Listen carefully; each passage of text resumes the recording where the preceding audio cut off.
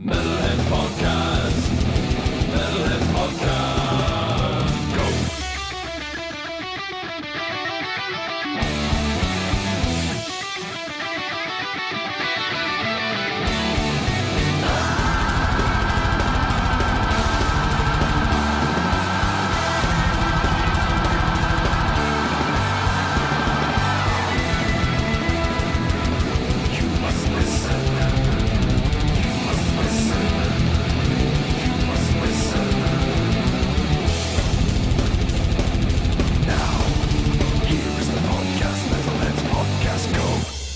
Hello and welcome to the Metalheads Podcast. My name is George. This is Jay. This is John. This is Markisan. All right, so today we are joined by Sean Meyers of the band Gates to the Morning. How you doing, Sean?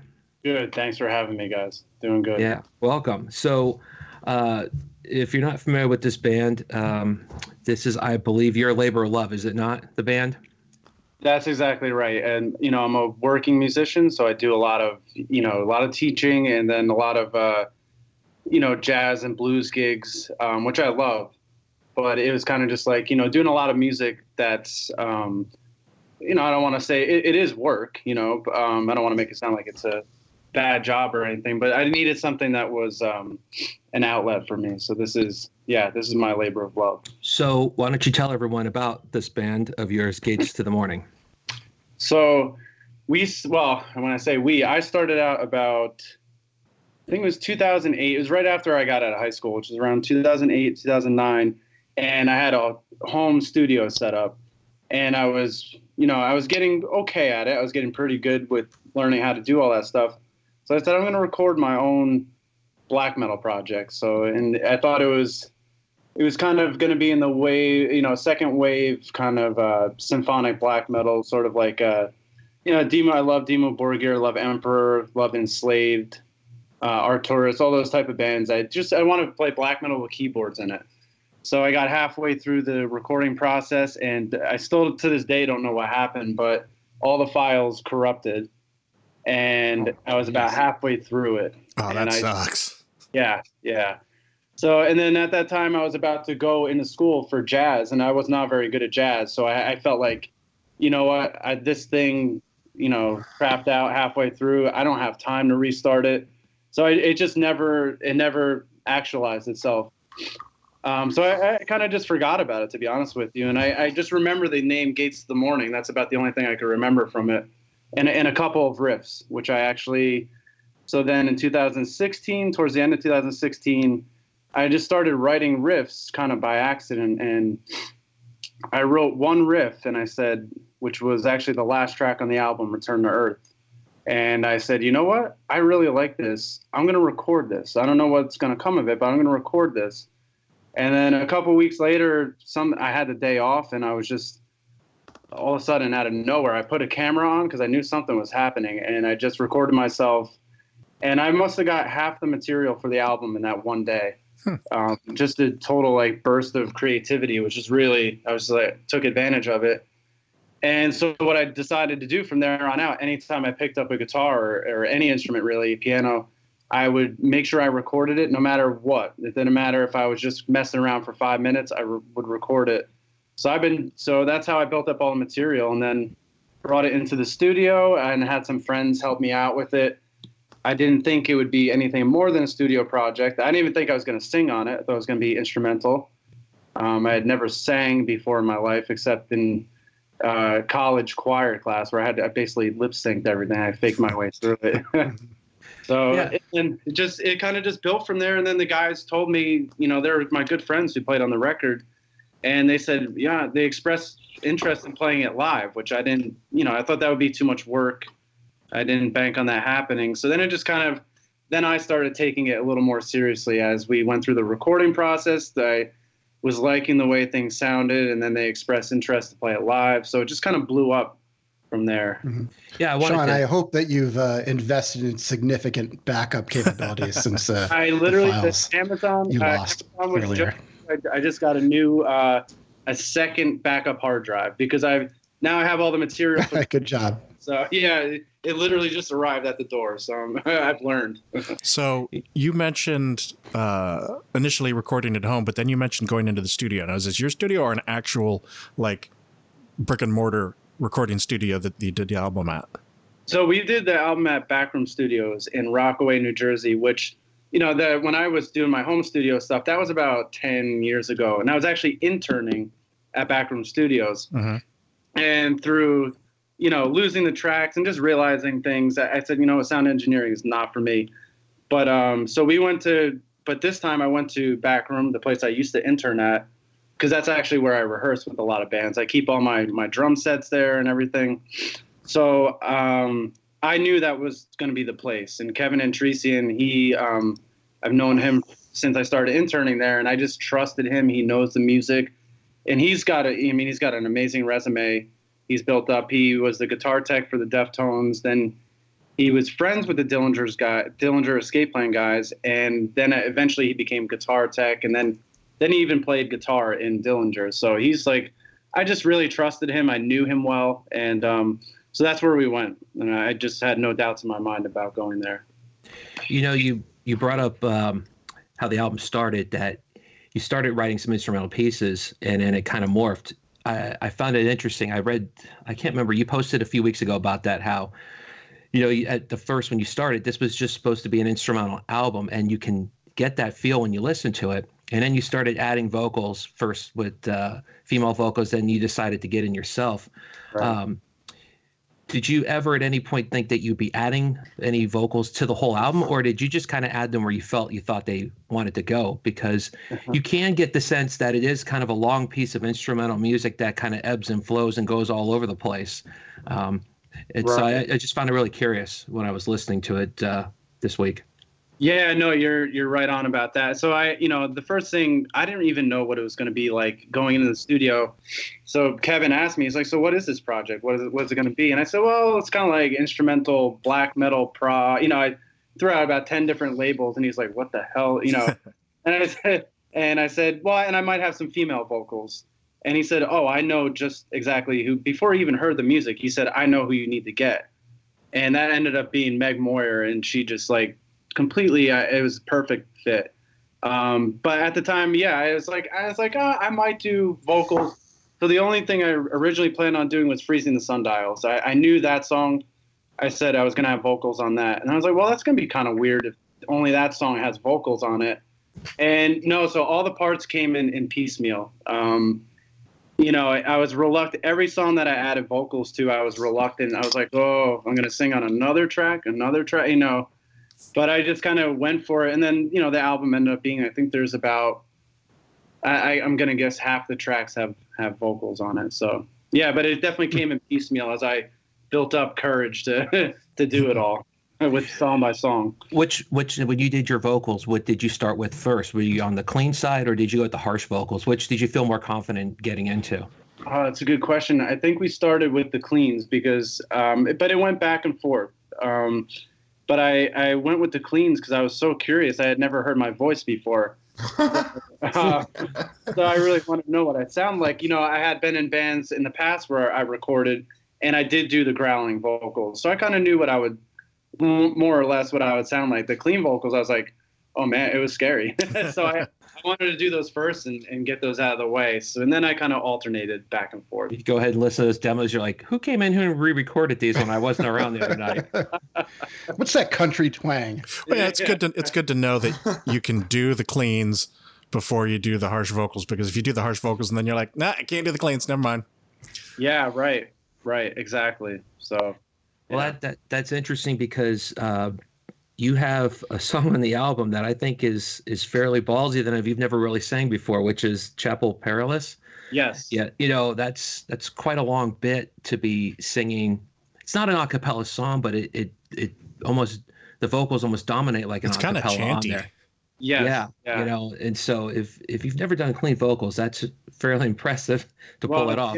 And thank you. And you know, that song was, I played a gig with a different band, like a blues band, at this record store, and I found a medieval Christmas album by the Boston Camerata, and you know, I just like, you know, and all my friends were like, you would buy that, you know. They're like, you're probably, And I think the cashier at the store was like, "Oh my God, somebody's actually buying this," you know. And it was actually Chapel Perilous was really directly inspired from one of the tracks off that. It was Gabriel's Prophecy, and I showed it to a couple of friends. I was like, "I'm going to do a track like this," and they're like, you know, I think my one friend kind of was like, "Oh, okay, I kind of get it." Everybody else was like, "Oh, that's going to be weird," but I loved the way it came out though, so I was happy with it. Chapel Perilous. That's a Robert Anton Wilson thing. You're a Robert Anton Wilson guy? Yep. Prometheus Rising was a very important book for me. Yeah. Did you ever read the Cosmic Trigger stuff or anything like that? I read one Cosmic Trigger, and then I didn't get around to the rest, and it's like still on my list to and that was from like 10 years ago. But yeah, I was Prometheus Rising and Cosmic Trigger came in to my life. It was very synchronistic. It was me too. You know, that's the only way his books come into your life, dude. That's the only way. Exactly. It's true. I mean, and that's what he's all about.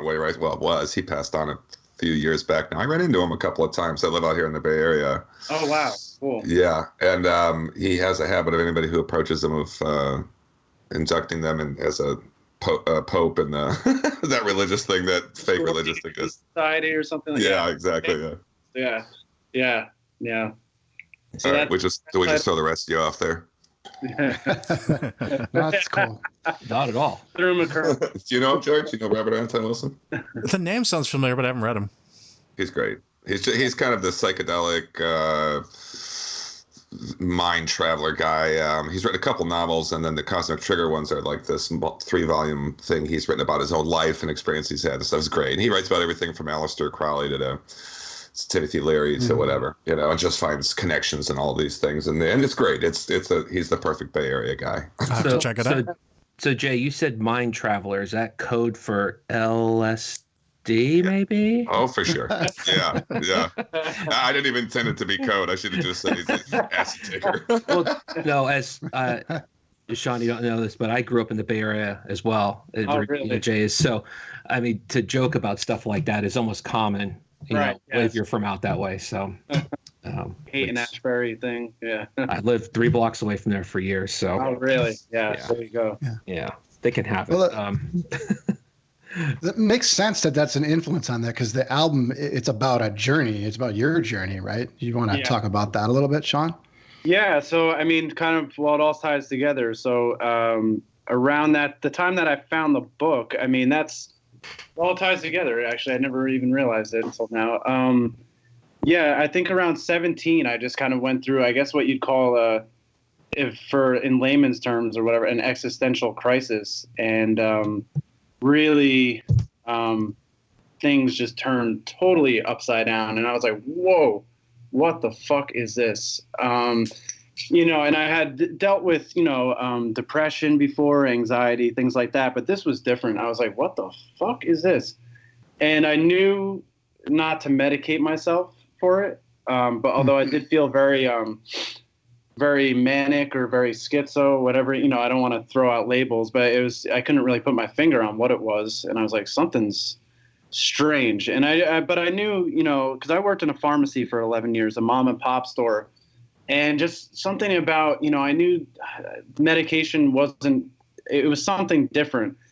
And then that book kind of came into my life. Actually, this band called, I still don't know how to say it, Arni, Aarni. The album they did, Bathos, was really great. I love it. And I was on his website, and it said, here's a book it's basically like a user's manual to your brain. And I thought, well, that's what I need right now. I need a user's guide to figure this out. And, I kind of ran into that book, and it actually, to most people I've showed it to, it scares the shit out of them. And to me, it made perfect sense. I was like, oh, I'm going to be okay. This is okay. And so, but that was kind of like my initiation. There's a term for it, Dark Night of the Soul. Crossing the Abyss, that's another track name on the album. That's like from a Kabbalistic standpoint, where it's like an ego death, for lack of a better term. It was like an ego death. So I felt like that was my initiation. And then I think the whole album was about my journey since then, Return to Earth. It turned into that whole journey of the last 11 or 12 years now. Mm-hmm. Man, you're talking my language, man. I'm not joking. Like, you have no idea how. Like, I know the Kabbalistic stuff and all that stuff too. And then, moreover, for those who don't know, the concept or the term chapel perilous is a Robert Anton Wilson term. That it's that time when you start to make these connections and start to see things connected, and then that's when weird shit starts happening. That's when you step into chapel perilous, where any weird and it's much larger than this simple sentence, but where any weird thing can happen, Oh, that's great. That's good stuff to hear, man. We could talk for hours. Trust me. I believe it. I know. I'll say this. I had a similar experience. Let's put it that way. Right. And it helps that, because it's hard to explain, because words don't quite, you go to a place where words don't quite sum things up. And it's kind of, if you've been through it, then it's easier to understand. Well, this is a cheap way to say it, and this is an extremely cheap way to say it because there are much better ways to get there. But it's like trying to describe what being on acid is like to somebody. You can't do it. You just be like, there's not a way to describe that to somebody. You just can't. You'd be like, trust me, you just have to take it because I don't have words. Yeah. Right. So getting back to the recording, you play quite a few instruments on the album. If I got it straight, you're a drumming, you're guitar, keyboard, synth, vocals. How was that during the recording process to do all that work yourself and then have the musicians? I want to get to the band, but how was it working with other people that were doing some parts that you weren't actually involved in, say like the bass or lead guitar and stuff like that? Well, yeah, for me, it was a lot of fun to do all the instruments. I had never done anything except track drums in the studio before. Except for my home studio that, like I said, that never actualized anyway. So it was a lot of fun to do. I was a little nervous, though. I thought, I had my two buddies on call. Because I said, I might not be able to pull these guitar parts off in the studio, so you might have to do all of them. Luckily, I was able to do the majority of the rhythm tracks, which is what I planned on. And, keyboards I've always felt comfortable with. I'm not a virtuoso, but I felt comfortable with them. And then singing was the big unknown, the big scary one. But so was guitar too. But it was fun. It was exciting for me. It was exciting to do something different. As far as the guys who played on the record, I've been playing with them since I was 13, some of those guys. So it just was the most natural thing ever. And our bass player, Dylan Jacobus, he made me nervous a few times because I had some deadlines. I wanted, we released Freezing the Sundials and Return to Earth last August, those two songs. And I just wanted to get those out there so I had something while we worked on the rest of the album. So Dylan really scared me, but this is just the way he operates. And, down to the wire, I'm getting texts from him at 4 a.m. saying, hey, what do you think of this part? I'm like, oh, my God, he's up, He somehow just gets shit done. I don't know how, I don't question him anymore. I just kind of say, I tell him I need it by here and you do your thing. And then I had Mark Glazer on guitar we kind of speak the same language. I really didn't have to say much to him. I just gave him the recordings and he did a beautiful job. Yeah, I was gonna say, not to cut you off there. His sound and the way he kind of moves through kind of an ethereal playing, without getting too wanky. That's what I liked actually the most in some parts of the album. Yeah, is some of his work. And all the guys on the record. I mean, it really would not have been. I don't want to say it wouldn't have been anything without them, but it was totally incomplete without those guys.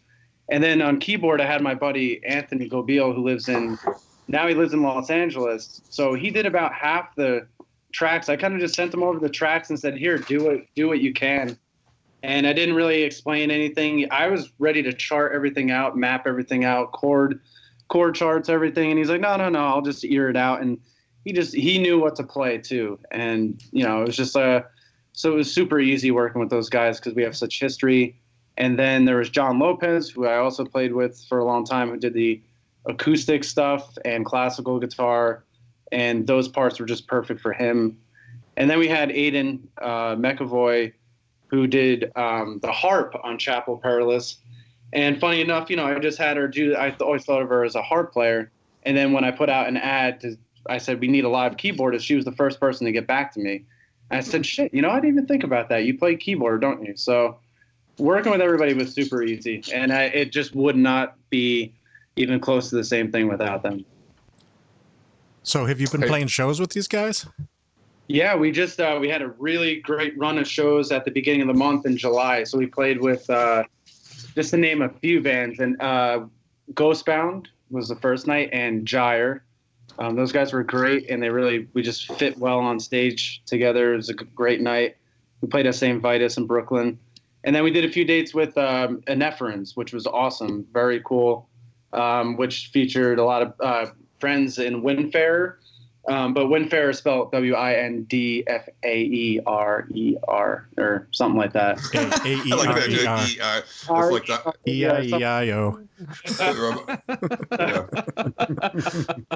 So we did 2 in Brooklyn, 1 in Philadelphia, and 1 in Jersey, and it was awesome. It was really great. Yeah. How was it touring with Jordy? He actually stayed at my place for a few days. We got an Airbnb together. We stayed up all night, all of us in Philadelphia. Pissed off the Airbnb host a little bit, but it was okay. Wait, let me stop you there. Was that Airbnb on the Delaware River? Was it a boat? No, it's not. Why? Do you own an Airbnb there? Well, No. We were out there this year, I guess it was, in April, and we stayed in a houseboat. There was a houseboat that's the Airbnb, so we stayed in this house. A yacht, I guess. Yeah, when we went to Decibel Fest, Jay and John BT and Matt, they had a boat, and we ended up on the boat a few times, maybe after a few beers. So, it was good fun. So I never got to that boat. Yeah. Yeah. There's a couple pissed off Airbnb hosts in Philadelphia. So for anyone who doesn't know, Jordy is the creative mind behind Ephemerans. Yes. So, and I like Ephemerans. I especially like their last his or whatever the band's last album a lot. So, but he didn't do a full band set, did he? He was just him on his guitar with some backing tracks, right? Right, and he made it sound great. It sounded very, it still sounded like you had the live atmosphere, but it was just him. And it's funny because me and John Lopez, one of the guitarists on the record, a few months back, we're listening to vinyls for about 5-6 hours at his place, and I'm kind of out of touch with a lot of these bands, and he showed me, he said, check this band out, you're gonna love them. We listened to the whole album. I was like, wow, they're great, fantastic. And then a couple months later, he messages us out of nowhere, and I'm like, dude, isn't this that band that we listened to that night? And and then he's like, yeah, that's the band. So it was just very weird. I didn't think we'd ever play together because I thought he was just a one-man.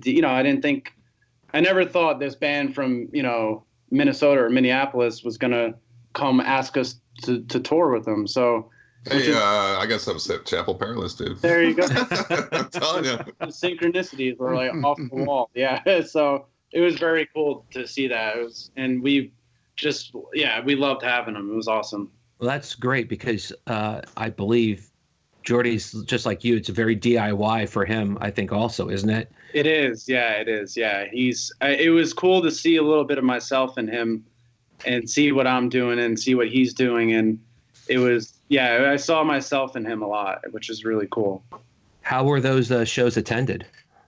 They were good. Our debut, it was a big, we made a big deal out of it. So it was well attended. Our debut was on a Monday night in Brooklyn, and we brought a really good crowd. It was like a little bit of a reunion. I saw friends I hadn't seen in so long. I was overwhelmed by the response to our first night. It was really cool. And then they were well attended. Philadelphia is always, we used to play in a prog band called Sleep Cascade, and we would play down in Philadelphia, and it'd always be a good time. They were super enthusiastic. Yeah, Philadelphia is like a prog capital of the country, but it's also just a great place to go for shows. Even though I live down in Northern Virginia, I used to live up in that area for a little while, and I still go up for shows all the time. I believe it. The enthusiasm is infectious there. It really is. And then Jersey was like our hometown, so that was well attended too, because we just brought out friends and family to that one. So I think Jersey might be infectious as well, but for different reasons. Depends on what part of Jersey you live in. That's low-hanging fruit, George. I can't believe you were like, you know what, fuck. There's a knock at the door. Oh, it's overkill. They're here to kick my ass. Wait, they're playing. I hope the metalheads from Jersey don't make up most of our audience, George. I'm just fooling with you. We'll know when all those counts like on SoundCloud are like for what 30 minutes and they all just stop. We're gonna get a message from John Bon Jovi. Yeah. Man, for some reason, John Bon Jovi keeps showing up on my Facebook feed and it's driving me fucking nuts. So he's boosted his posts or something like that. And you know what? I fucking dare him to send us something. Fuck him. That would be something.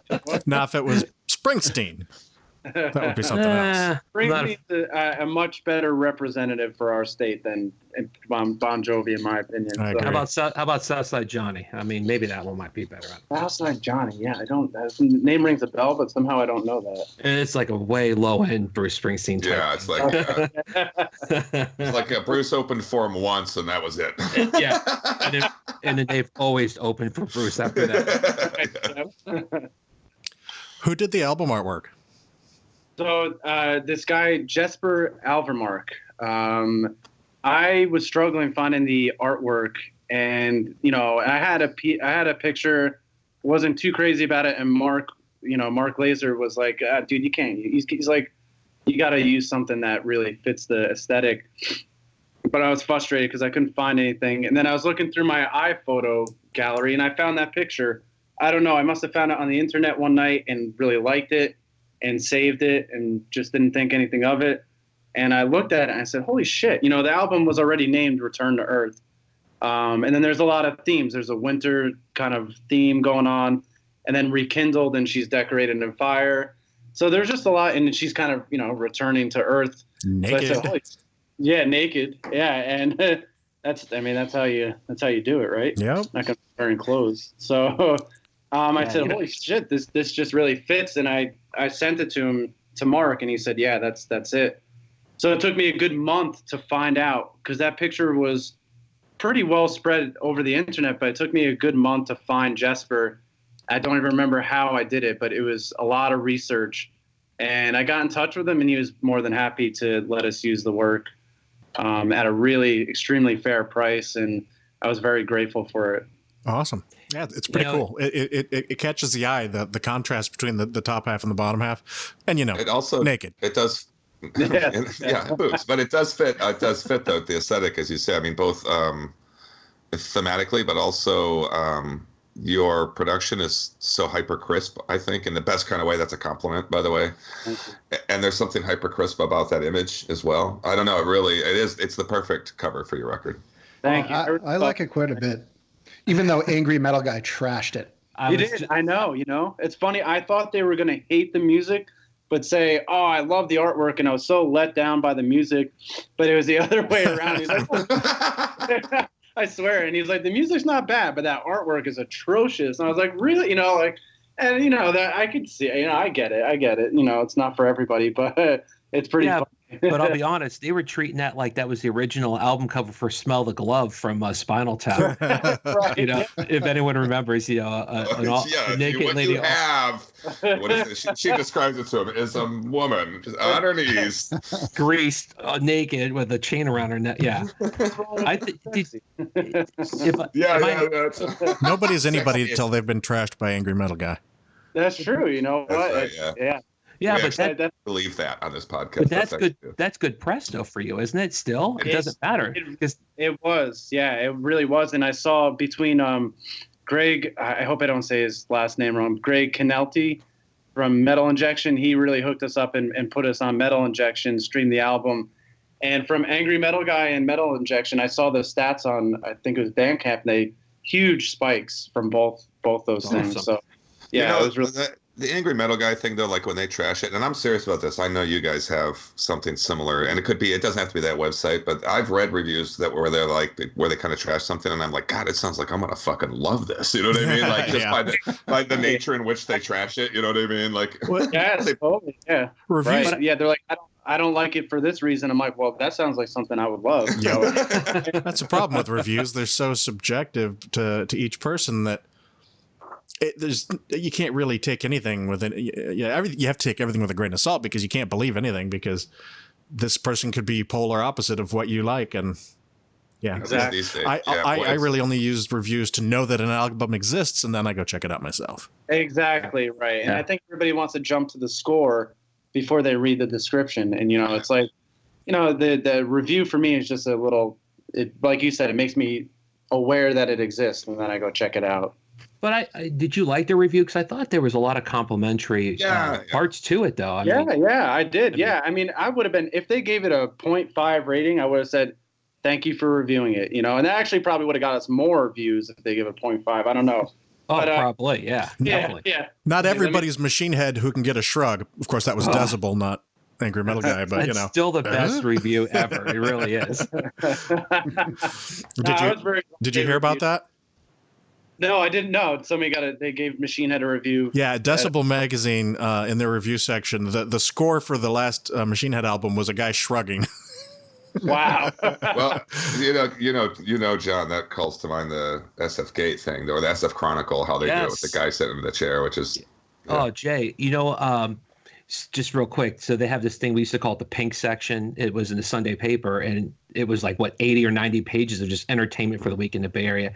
And that's what they used to do. You have the guy sitting in a movie theater, and depending on how he's sitting in his seat watching the movie, it was like that. That's interesting. Yeah. So they still do it, and it's so sometimes they zoom up at attention, and sometimes he's like laying back and just like, and that's their rating, And then the worst rating is the chair is empty. He's gone. Yeah. Or if it's the best rating, he's jumping up and down out of the chair. And it was Sunday was just like the day to see what concerts were coming, and so I'm glad you mentioned that, Jay. I forgot about that. They still do it. It's just not as relevant anymore because the internet gets to you first, but. So, Sean, just getting back real quick to Angry Metal Guy. Yeah. Don't lie about this. Tell the truth. When you found out that you guys were on there, did you skip down to the bottom just to read the comments? Because that is without question the best part of Angry Metal Guy is just watching people go ape shit in the comment section. Yeah, you know what? And they were actually pretty kind in the comment section. I was like, oh, wow, I definitely skipped down. I think I checked this. I did what I just said not to do. I checked the score, which everyone does. I did. It's your record. You can do that, dude. Yeah, I think I saw it and I was like, oh man, they reviewed it, which I was just happy about just to get the coverage. I really was. Whatever they wrote was kind of like, hey, it's all good. But I did read the comment sections, and they were fairly they were pretty nice about it, actually. So some of them are just brutal. I mean, you think the review is rough, and you get to the comments, you're like, I should have never clicked that one extra. Yeah, I mean, I could imagine that could, it's, you kind of have, like you said, take everything with a grain of salt, and just be happy for the coverage. So yeah. So what we always ask people this, or at least I always do, and one of us always does. What are some of your primary, like, maybe bands you like right now, or some of the bands that you feel influence you? And I mean, we're interested in all genres that you're listening to, but also, of course, particularly metal stuff. Right. Well, right now, what I've been listening to lately, at least, is two things. It's been all the bands that we've been compared to in reviews, which I haven't heard of most of them, actually, which is kind of cool. Is one of them Bon Jovi? No, not yet. No, and that's okay. So okay. You're all just living on a prayer. Yeah. You give black metal a bad name. So I've been listening to. They compared us to Alcest a lot, and I remember them from years back, and I remember liking them. So I finally actually really dug into their discography because we kept getting compared to them. Akercocke, I don't know if I'm saying that right. Akercocke. They're British, so the E at the end gets an R. Yeah, well, there you go. So now I know. But their words that go unspoken, deeds that go undone, that might be one of my favorite albums ever. And I never had heard of them until we got reviewed by a website, Cult Metal Flicks, I think, gave us the Akercocke comparison. And then, so I've been listening to a lot of bands that we've been compared to, which is cool. It's opened my mind to a lot of different stuff. And I'm kind of like, yeah, we do. Yeah, they are an influence, even though I didn't know it, So, Before we go forward, just because of what you've just mentioned, I wanted to tell the guys I'm not sure what you see when you look at his Bandcamp page, when you look at the Gates of the Morning Bandcamp page. But I see, if you like this, you may also like Wilderun, Throssenblot, and Perihelion Ship. All three are listed there. Wow. John, did you write that?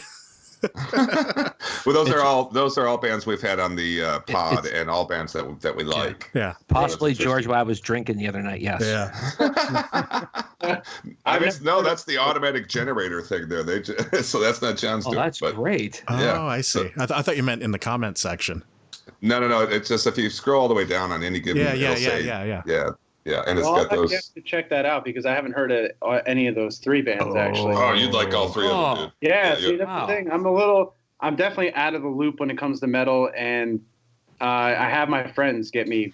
I go to my friends really to get me back into some of this stuff. And I studied jazz for a while, and I think that I really put my head down and kind of put the blinders on a little bit when it came to metal. I think I just listened to what the stuff I knew, and I wasn't looking for new stuff. Now I'm looking all over the place, and it's cool. So I've been listening to bands we've been compared to, and then I've also been listening to bands that we played with or we toured with or that we're going to tour with. Because we have some cool stuff coming up in the fall, some bands that we might play with. But, I've been listening to a lot of Nephrins and the guys in Ghostbound have their record. What else? And then I go back, I've been listening to, I love X-Toll. They're one of my favorite bands. Opeth, that's, I almost make jokes about it. Like, Opeth? Oh, I never heard of him, Yeah. No, love Opeth, so. Yeah, who? Yeah, exactly. Oh, their new one's getting ready to come out pretty soon. Yeah, I'm excited for that. I liked what I heard so far, so I'm excited for that. Just a quick sidebar: the way that Sean and I started talking was I was one of the early pre-orders. Yeah. And he sent me an email and said, "Hey, man, I really want to thank you for buying the album.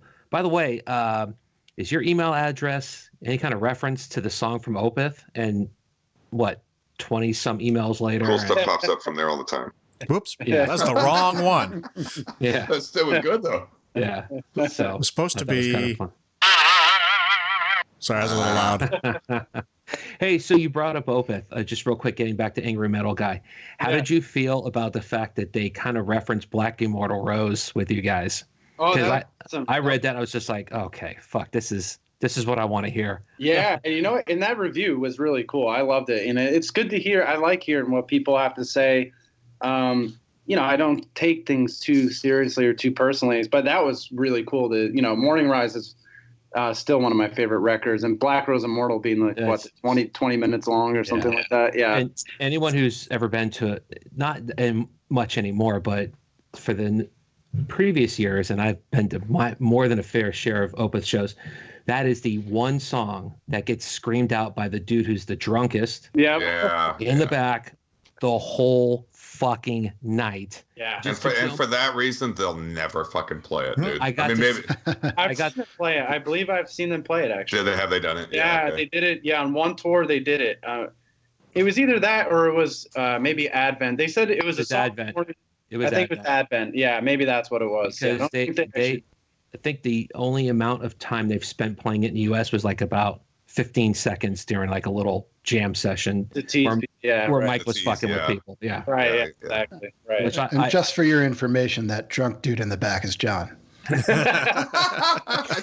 thought I'll be honest with you. I thought you were going to say it was you, Marcus, and I swear to God, I think you'd be like, "That's me." So back off. Let's get it straight, Marcus. I'm the drunk guy in the front yelling it, not in the back.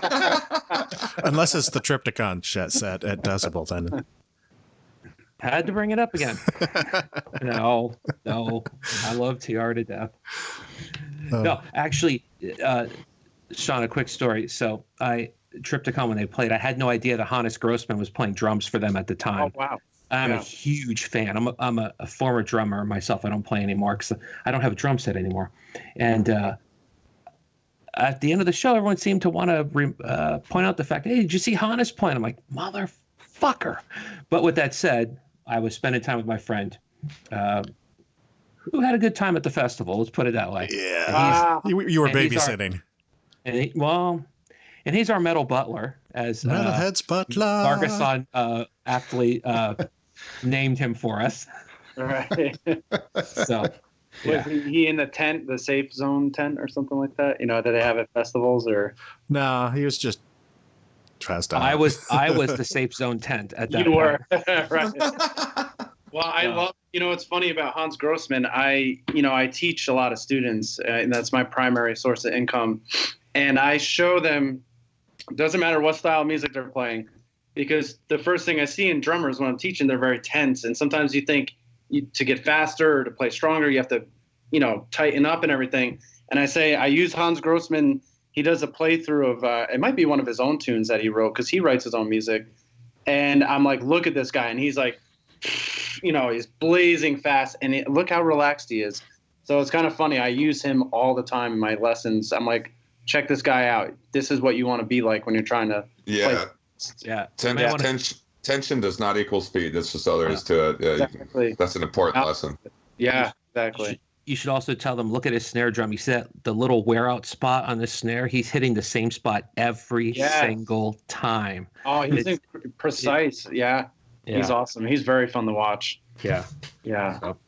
So what got you into playing music in the first place? And I'm assuming your first instrument was drums? That's right. Yeah. I was primarily a drummer. I mean, I didn't consider myself a guitarist until I went to record this record. So I'll just pick it up. How hard can it be? Even then, I'm still like, on some days, if I don't pick up the guitar for a month or two, I mean, it's rough. So, I'm currently getting back, I have to kind of cycle through, and I have to also working on my voice a lot too. So it's kind of like, how much time do I have to allocate to each instrument? So it's a little cyclical, but right now I'm working a lot on my voice, and right now I have a cold, so it doesn't sound good. But the first instrument I picked up was drums, and that was my baby. That was like my thing. How old were you? So I was about 10 when they did it through the school system, but I only had a snare drum and a pad. So was this like the school band kind of thing? Yeah, we weren't even in a band. It was just like really just lessons through, kind of like group lessons in the school. It was very, I don't know what the funding was like for that program, but it was good because, I stuck with it for 2 years, and then I was disciplined with it. And then my parents saw me kind of fall off with it. And I was like, well, I've been playing this damn pad for 2 years. I was like, I want a drum set. I'm like, did I earn it yet? So they ended up getting me a drum set for Christmas when I was about 12. So I started playing drum set when I was 12, and it just became, I was still a big sports fan, but at that time I was really into sports, and then my interest started to transition, and drums just became my everything, really. I couldn't help but, by the way, couldn't help but notice that Islanders penning up behind your head there. We could talk about that later. Yes, I know it's sacrilegious because I'm from Jersey, but I'm a Mets fan, and the Islanders fit right into that scheme. So yeah, I support the Devils because I should be a Devils fan. I'm from Jersey, but I love the Islanders. Hold on. So tell me, you just said you're a Jets and Mets fan too. Is that literally, do you have to follow that way? Because then you have to, if you're a Yankees, then you're a Rangers fan. And then I think it usually groups up. I bet it does. Yeah, because you don't have to. You definitely don't have to. It's just it was passed down to me. I had no choice. So trust me, I know the feeling. I grew up, I'm a homer. I live in D.C. now for the area for 25 years, and I could give to appease George, I don't mind the Capitals. Better not. But I'm all San Francisco teams where I grew up. Oh, really? All San Francisco. Okay. Yeah. Yeah. So, I let Jay have the A's, him and the other 14 people that go to games. But hey, I just found out the other day that you guys have my guy's grandson. You got Mike Yastrzemski. Oh, yes. Yeah. Oh, really? Yastrzemski's my boy. You're a Red Sox fan then? Yeah. I mean, I've never lived in the area, but ever since the 80s, when Carl Yastrzemski was originally playing, he was my favorite player as a kid. And based on that and the curse, you just kind of got to get behind a team like that. Well, and because I grew up in Michigan where we had the Tigers, we won in 84, and then that was about it. I know they won last year and everything, but man, they're sucking wind right now, dude. Mm-hmm. Well, it's nice to have a choice in what sports teams you root for. I really didn't. I picked the Islanders because I feel like I needed to exercise my own, my own choice. But then, I don't know. I didn't do myself any favors there either. So Well, they were pretty good this year. they were Are they good. the ones who moved to Brooklyn? Are they in Brooklyn now? Or is it who was that? They're in between. They're in limbo right now. So Okay. yeah, they're kind of weird. They're going to be back in Long Island. That's really where they belong. So Yeah, that did look like a really shitty old stadium too, by the way. Arena. it's Wasn't a that- great Nassau Coliseum. Nassau Coliseum, yeah. The best place to go see a hockey game. I highly recommend it. They might play a few games this year out there, and it's not a state of the art, but if you're in the last row, you are right on top of the ice. Oh, right now. Really a great place to see a hockey. Oh no! I sympathize. Meaning, they call the Coliseum where the A's play the Mausoleum, but I fucking love it. Yeah. That's my favorite play. I love going there. Oh wow, yeah, that's right. But that might be cool for you, but do you have a gigantic shark that comes out on the ice and the players come out of the mouth? Yeah. That's true. And that's my hockey team. I'm a Sharks guy. Yeah. You know what? When year too, they're always pretty competitive. The Sharks. Yeah. Yeah, we lost Joe Pavelski this year though. Mm. Yeah. I like real sharks. Yeah, Shark Week. Shark Week. So that's funny you should say at Markisan, because the town I grew up in is a very big one of the biggest surfing towns in the country. And I'm absolutely petrified of them because all my buddies used to surf out in that water, and there's great whites out there all the time. There was a great white out there the other day that somebody accidentally caught while they were fishing. Well, yeah, accidentally caught, yeah. No, I mean they caught it. They pushed it away. It was on the thing they caught. Yeah. They caught something else and he rode it all the way in.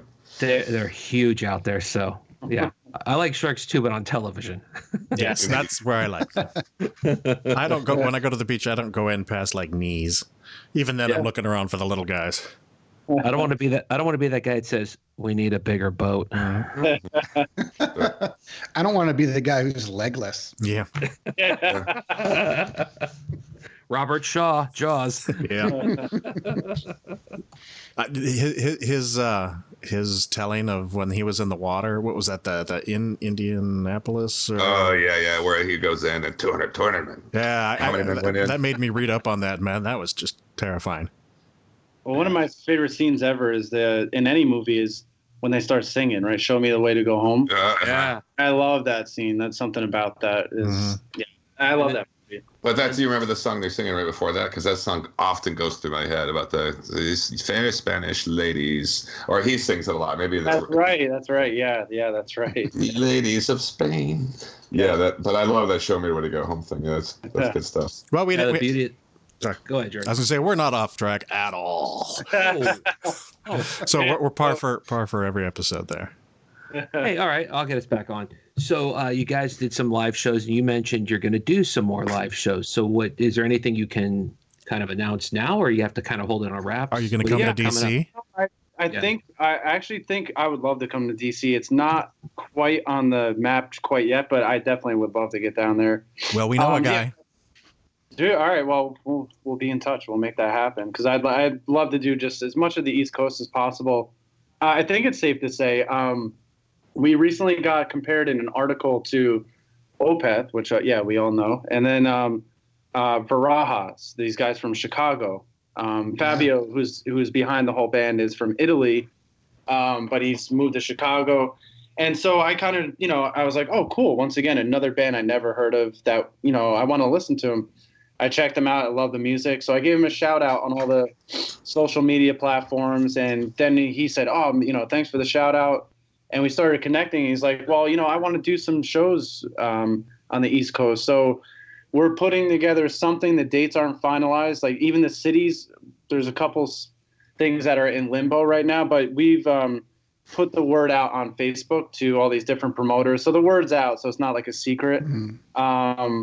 It's going to be at the end of November. It's, I think we're definitely doing Brooklyn and then possibly Jersey, but we also might go as far as Pittsburgh or even Cleveland. So we have to see, things have to come together yet, but, and then span Axioma who is from Cleveland, I believe. I hope I didn't make a mistake there, but they might join us as well. So that's pretty exciting. I dig Varaha. They were on my top 25 for midyear, their album. And I live in Chicago. Oh, you do? So, really? They're very good live. I've seen them a few times, actually. But I don't think you sound anything like them, so that's a weird comparison. They you know what? When I listened to them, I said, well, I didn't really see totally the compare. There's some somber parts that we have that I maybe can compare, but I was like, you know what? I dig it anyway, and I think it has some, there's some. Well, hey, and now you've got a relationship with them. Exactly. Yeah. Cool. Exactly. Yeah. Cool. But that would kind of make a more fun bill. We talk about this all the time.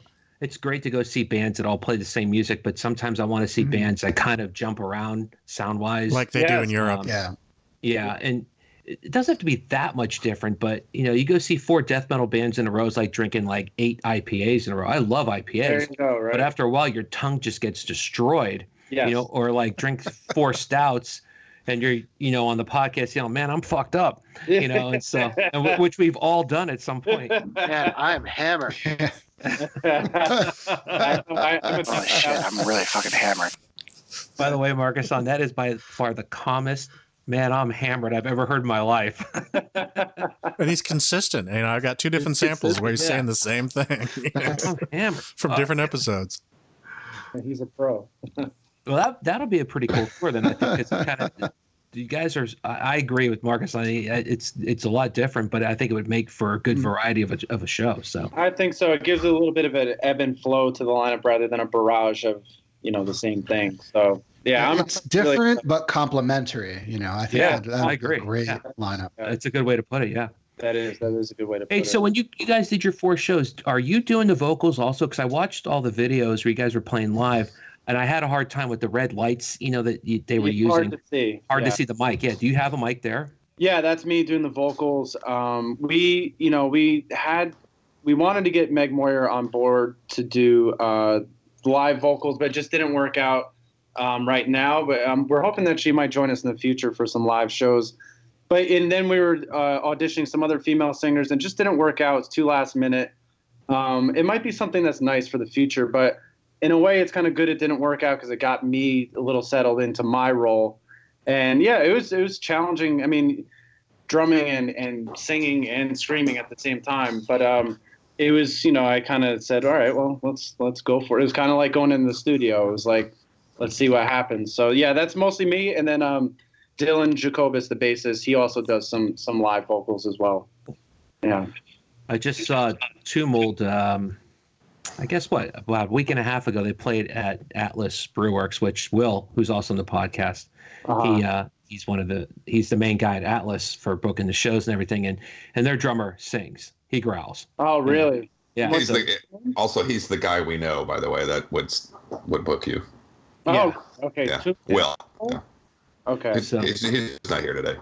Okay, cool. Awesome. Yeah. It's kind of cool to see more drummers are doing that. You don't see it as often. And I believe George just saw a band where a drummer sang a song. Did you not, George? A song? Yes, I did. I saw Queen and Roger Taylor did I'm in Love with My Car. Oh, really? No way. Yeah. Wow. Dude, by the way, George, that Who Wants to Live Forever thing is kind of fucking amazing, dude. That was really that's a great song. show. I was going to talk about that well, not too we'll do so. shortly. We'll get to but yeah. Well, I kind of got myself in trouble with the album because when I went into the studio, I had these elaborate arrangements and I never thought we were going to do it live. So I was just going, balls to the wall with everything, the arrangements, the layering and everything. And Justice for All syndrome. Yeah. I never dreamed of I'm going to have to sing. I'm going to have to actually do this live. No, I didn't think of that. And then, there was once we decided to do it live, I was like, uh-oh, So it was a good challenge, and it will remain a good challenge too. So I'll be honest, the stuff that I watched on the Facebook page, I know it's all hand recordings, but you guys did a really good job of representing what's on the album. Considering it was, I know the album at times can sound like there's more than 5 people playing, yeah. But it was a good representation, I thought, of what was on the album without it being just let's play it by the numbers. It wasn't that at all. I'm just saying you guys were able to replicate the sound, which was cool. Thank you. I appreciate it. And that's a lot to, the band. Once we started working together, practicing, I didn't have any doubts right away. I was like, all right, this is, I was nervous before our first rehearsal. I said, what's this going to sound like? But I know all these guys that have known them for so long and they're just so solid. And, there's a chemistry too, you know, that you can't replicate because we've known each other for so long and we've played together for so long. So I think that's a big part of it too. That, you know, playing with your friends can be, it could be a challenge in one way, and it has, you know, in the past, I'm speaking from past experiences, but it could also be the best thing in the world because you have some kind of telepathy that works through the band. Yeah. Awesome. So I got one more question. What is anyone else want to? I have one jump more as in? well. Sure. Yeah. Go ahead, George. Okay, this is my signature question that I ask everyone. What song or artist had a major impact on your life and why? Ooh, song or artist? Yeah. I mean, well, I would say I grew up listening to Led Zeppelin, Physical Graffiti. Nice. Oh, Man. for the win. Yeah, that's in my DNA. And that's why the one thing, you know, I can't, and not to be like butthurt or anything, the one criticism the album gets is that it's too long. And I'm like, well, I love double album, you know, Yeah. like. That's the criticism we get too. This is a long podcast. Hey, what are some of your favorite tracks on Physical Graffiti? Yeah, let's hear. Like submersion or immersion, or, you know, like to, you know, I feel like, you know, 40 minutes goes by so fast. But yeah, I would say Led Zeppelin, and then a band that might surprise you that's kind of a funny one is Rage Against the Machine, actually. Yeah. Their first album just got me really fired up. I was about, you know, that's when I first got a drum set, right around the same time.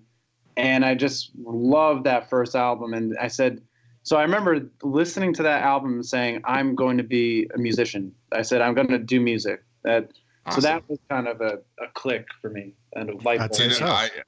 I can talk Zeppelin for days, and by the way, I don't know that any of us are Rage fans, but I think we all get it. You know, I what like I mean? the first album. You like the first one? Oh, I love Rage. I like the older album. You do got to. Empire is great too. But I do need you to tell me at least, let's say, I was gonna three favorite tracks off Physical Graffiti. Yeah. Oh, okay. So Brawny Yard, the God, so beautiful. yeah, the that's balls they picked to start. Yeah, no, that's that. I mean, that track just that is like Led Zeppelin. That's what I go to them for that. Whatever that is, man. That sound. Yep. I love it so much. And then it's tough. I mean, Trampled Underfoot is. All right, that's a good one. Okay. I think that's George. That's one of yours, isn't it? Yeah, I like it. You still got to pick. You still got to pick to get the right one. Oh, Custard Pie is great. Oh, that's a good choice. No, that's The Rover. I mean, There the you Rover, go. There you There go. you go. The Rover was my favorite when I was a kid. That was like when I first started playing drums. That guitar riff. Yeah. That's what made me actually. You know, it's funny. The Rover made me want to play guitar. I think that's when I first started experimenting with guitar. I heard the riffs in that song, and I was like, "Oh man, how did he get that? So cool. That sound?" You know, yeah. watch him play all day. Have you ever seen the? Go ahead, John. No, sorry, Jay. Go ahead. Well, it's a couple things. One is, have you ever seen the Live at Albert Hall thing from? I guess it'd be Yes. the Zeppelin 2 or 3 tour. Yeah. Which is fucking amazing. I mean, it's just like, have you seen that? No, I actually haven't seen anything of Zeppelin at Albert Hall. No, I don't think so. It's from 60 or 60. It's way back. Wow. In any case, but the Barn Rar thing, you know, and which is actually, I looked it up. That's how it's pronounced. Sorry, not correcting you, but Right. that's the cabin you know it. Little cottage they went up to. I have an intention to go there someday just to do it. It's still there. Yeah. And also, that's the if you've seen The Song Remains the Same, that's the song that's playing as they're coming over the bridge in that beautiful New York 4:00 sunlight, and they play that over the soundtrack as they're in this limousine coming over to destroy Madison Square Garden. I mean, that song figures really heavy. Yeah. And then every time my wife and I take a vacation to like Europe or something, we do a little video. We put together all the videos that we do and just like edit them into something entertaining to watch. And we did one of Scotland, and I used that as the soundtrack. Nice. That's perfect. Beautiful song.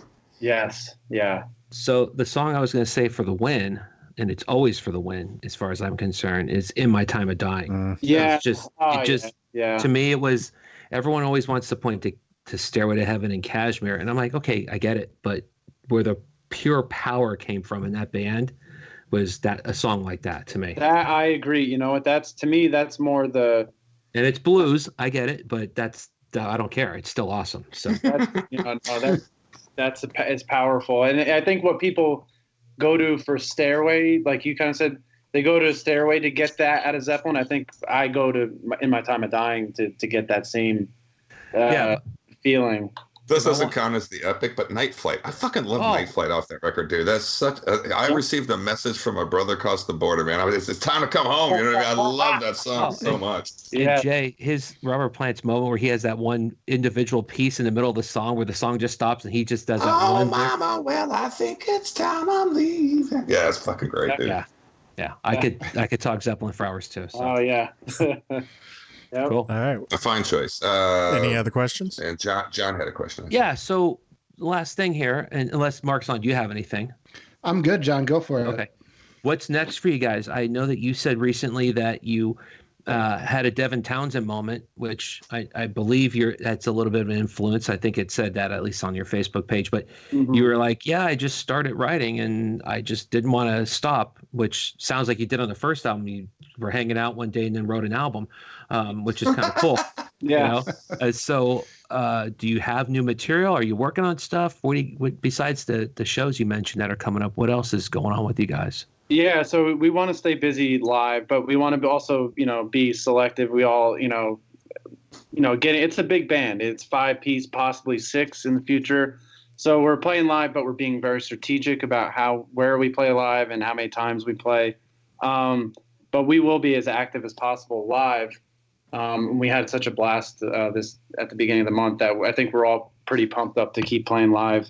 But yeah, I basically have the next album is written but not arranged, and it might be people complaining that the last album was too long, which I told you it's legitimate. That's fine, but maybe it might just turn into 2 albums because it's a ton of material and it's coming at the most inconvenient times. I'm supposed to be packing up, and I'm like, what? Let me just sit down, and I can't stop. If I feel it coming on, I got to pick up the guitar, and so even yesterday I was supposed to be packing, and I just sat down for about an hour and I wrote some of what I think is like the coolest stuff I've written so far. So I feel like I could keep putting out studio albums. At this point, at least, I feel like, it's been, I've been waiting for this outlet for a long time. And so I think it's kind of like an explosion of the last 11, 12 years of me wanting to write stuff. Now it's just like, it's like an explosion. It won't stop. So, which is good. I'm fine with that. Yeah. That's awesome. Yeah. Cool. So I guess I'm hoping if I, don't hold me to this, but I'm hoping sometime in 2020 we'll have the next album out. Awesome. Yeah. So you may want to consult Angry Metal Guy about your album cover. Just as a heads up. I'm gonna go through that first. And, You know what? Yeah, Sean, just do the same cover, but replace the girl with a dude. That's the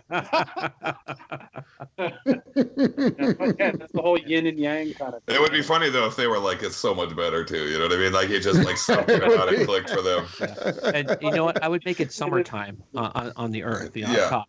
So. Right. Yeah. Musically, it is going to be a pretty cohesive follow-up, so that's possible. We can maybe make that happen. So, cool. Yeah. Well, sir, you are a pleasure to talk to. Truthfully, you guys too. Honestly, love it. Let us see what other bathroom talk transpires here on Metalheads Podcast.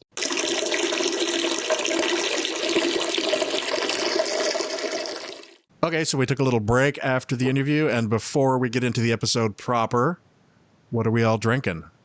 We'll start with our guest, Sean. So right now it's a single cut 18 watt.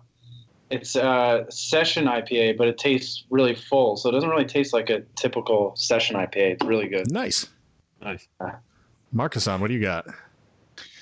I have a new beer I never tried before from Pipeworks. It's called Blended In. It's an Imperial Porter blended with barrel-aged beer, 9.5%. Got that beat. Nice.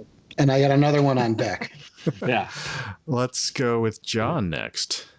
So you guys know I love my barrel-aged beers. So I was drinking Firestone Walker Sticky Monkey, which is probably code for like 8 or probably about 30 different episodes for something.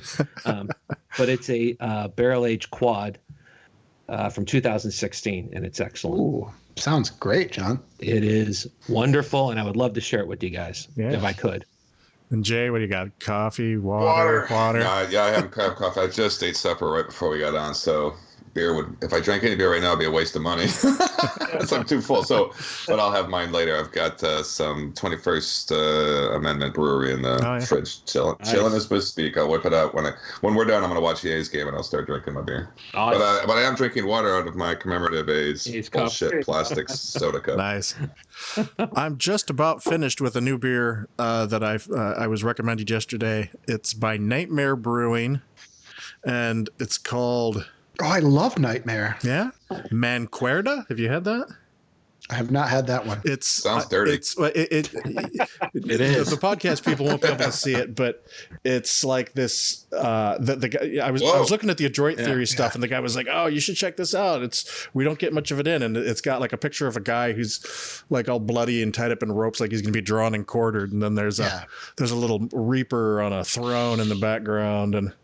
Fuck yeah, dude, Nightmare totally stuff metal. is some of the most metal cans. All of their cans that I've seen are very metal. Yeah, and I was like, because I had it in North Carolina. Mm-hmm. Yeah, I was like, I've never heard of it. It looks really metal. I'm gonna grab it. And it's expensive as fuck. $26 for a 4-pack. Yeah, and it didn't have. I put it on the register, and he was like, "Ding!" And I was like, I pooped myself a little. I was like, "What?" And you don't want to be that asshole guy that says, "Well, I don't want this." Yep. You're like, Yep. I was like, "All right, better be good." Hey, before we go any further, George, I guess we should mention that we're missing 2 people today. Yes. Will is on vacation, and Matt, he's at Vakken or something.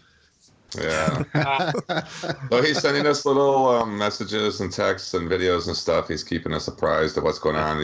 But not very often, which means he's having the time of his life. So yeah, and we're gonna try to Skype in with him a little later.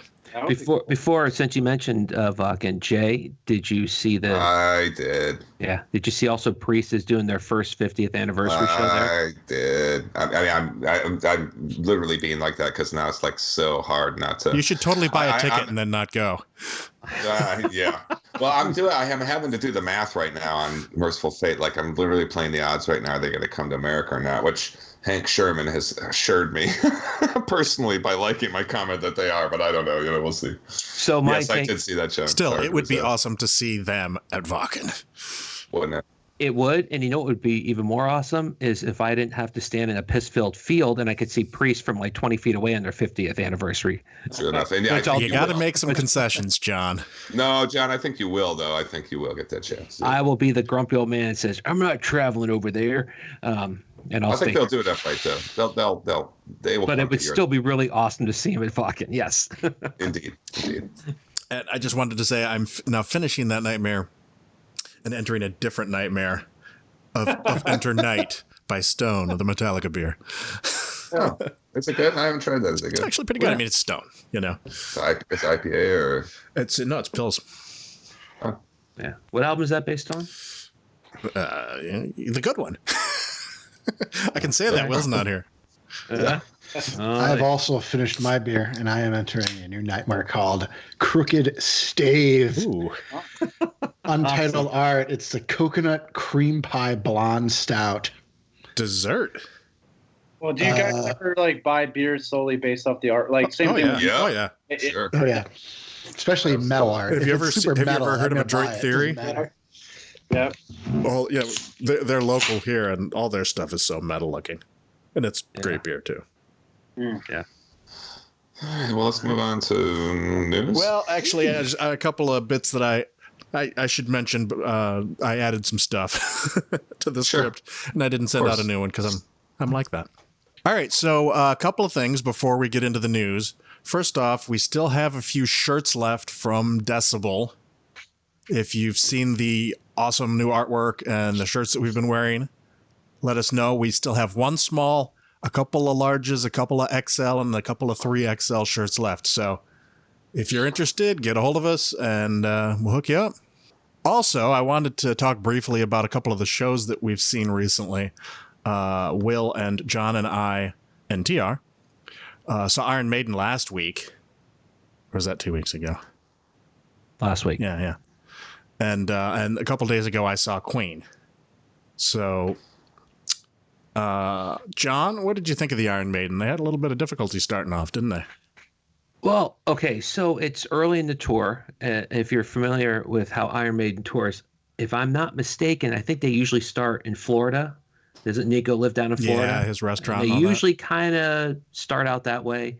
That's a band, since Peace of Mind has had an affinity for that part of the world. Didn't they record some of their albums down that way in the Bahamas? Bahamas, yeah, so and he's been there, I think, for most of his adult life, yeah. Yeah. So we got them on the fourth show on the tour, and there might have been a few problems, like, I don't know, not showing up to sing a fucking song that John's never seen live in 40 fucking years. That turned out to be an instrumental. Wait, what was it? What was it? So, Where Eagles Dare, second song of the set, and Bruce didn't make it out to sing the song in time. And they're playing, and I'm just kind of like waiting, and I'm not really noticing that. And John's like, he's like elbowing me. He's like, and I'm like, what? And he's like, singing. I'm like, was there an explanation for this, or what was the deal? So at one point, Jay, this is what happened, and to you, Sean, too, because you guys are in bands. They kept playing, and they all looked at each other and said, "Play it again." One of those things. Bruce, I think, had a problem coming back out with the wardrobe or something like that, and they just kept playing. So when he finally started singing, he was completely off. He was lost the whole song. Mm-hmm. Nothing he did could get him back into the song, no matter how hard he tried. But it was like a 7-minute version of the song. Yeah, and I'm sure. Well, to be honest with you, I think it's a 7-minute song. Okay, well then it was 10. and it's predominantly an instrumental song to begin with. He doesn't sing that much on it, but he could not get back in, Mm-hmm. and they were actually, at one point, I think they were laughing at him on stage. It happens, but that's the first time, and any time I've ever seen them where they fucked up, and they just kind of like, well, what happens now? Because they're like a machine on stage. And Bruce came out later, and I think he was trying to explain it, but I couldn't hear it very well. He said something about he was backstage, and he's like, and I heard this sound like a cement mixer coming from the stage. And I was like, And see, I thought that meant he had to take a crap or something, and he was like, he couldn't get out there. I didn't understand it at all. So, silly but Brits. they just totally killed the song, and it still sounded awesome. Yeah. Sure. And the vocals. I feel like Jay's brought this up before, but man, what's with his teeth? Bruce's teeth. Bruce's teeth are just like, they're like, I'm like, did you never see Austin Powers? Yes, but still. Fine, you got me. I've got bad teeth. He's got fine British teeth. Were you close enough you could see his teeth? It was up on the screen. On the Jumbotron, yeah. Okay. We had good seats. Did they zoom in on the teeth? Jesus. Well, that's the thing, is that you didn't have to. They were just so bad, you could see them from that far away. I wanted to find out if he was actually singing or not. And I got to say, I mean, they were awesome as usual, and I enjoyed it. And there was some rare cuts that they played, which I was happy about, because even if some of them I really liked and some I didn't, doesn't matter. I'm glad to see them play something different. I'm going to say it, and I'm probably one of like 4 people in America. I used to not like Yannick Gears and all the theatrics on stage. As I get older, I admire it more and more. I'm like, that dude's like 65 years old. Yeah. My back is hurting watching him. Yeah. They're in amazing shape for their 60s. Well, they toss the guitars up in the air and all that. And then he does this thing, Markisan, where he puts his leg up a complete vertical extension parallel to the stage on one of the monitor stacks. And I'm like, man, my balls would have just torn off and fell off and rolled on stage. He's just like, it was. I saw a couple things about that. One really quick. One is that I have a favorite Yannick Gears quote when he was being interviewed for, I think, one of their DVD documentary things, of which there's 8 million at this point. But anyway, and his summary at the end of the interview was his message to the fans. He looked right in the camera and he said, "If you've been supporting us for all these years, God bless you." And he said, "And if you haven't been, well, God bless you too." And I love that dude. But also, as to the set list, I read an interview with Steve Harris recently, and he said they always pick it, and this time nobody did for some reason. Rod Smallwood picked the whole fucking thing. We saw him. Really? Did you? Was he at the sound desk? Yeah. I don't know if you saw him, John, but TR like elbowed me, and he was like, "Dude," and he's like, "You know who that is?" I was like, an old guy? And he's like, that's Rod. I was like, no way. Where did you guys see him? Well, he was, you know, we were just to the right of the soundboard. Oh, he was at the actually. He walked literally right by you. One of the you and Will were talking. Everybody walks right by me, and I don't know. He walked up. Mom? He walked up from below, right next to you, went to the back, walked over, and then down to the soundboard. Well, he can thank me, because that just proves that he can walk around in public and nobody knows he is. He can live his life like a normal person. Yep. Bless you, John. And you know what, John? God bless you too. You know, thank you. Yeah, well, Rod Smallwood does these charity auctions. I'm sure you guys see from time to time. And one of the things he frequently auctions is hanging out with him at the show and sitting at the soundboard. Oh, that's awesome. Yeah, and Rod really does go on tour with him and stuff. I don't know, he goes to every stop of the tour, but yeah, he was here. He's the 7th member, I guess you would say. Yeah, he really is. Yeah. I'll say this one last thing. I don't want to take all the time from it, George, but I will say this. What I like about them is that they will play Blaze songs, even though fans are not big fans of those albums, but Bruce will sing them, George pointing to himself. But it's cool that Bruce will sing songs that aren't his. Yeah. I agree. And it's cool that they never said to Yannick, hey, you got to leave because Adrian's coming back. No, fuck that. Let's just have 3 guitars now. That's what we do here, man. We're like, hey, let's just keep adding people. Come on in, Markisan.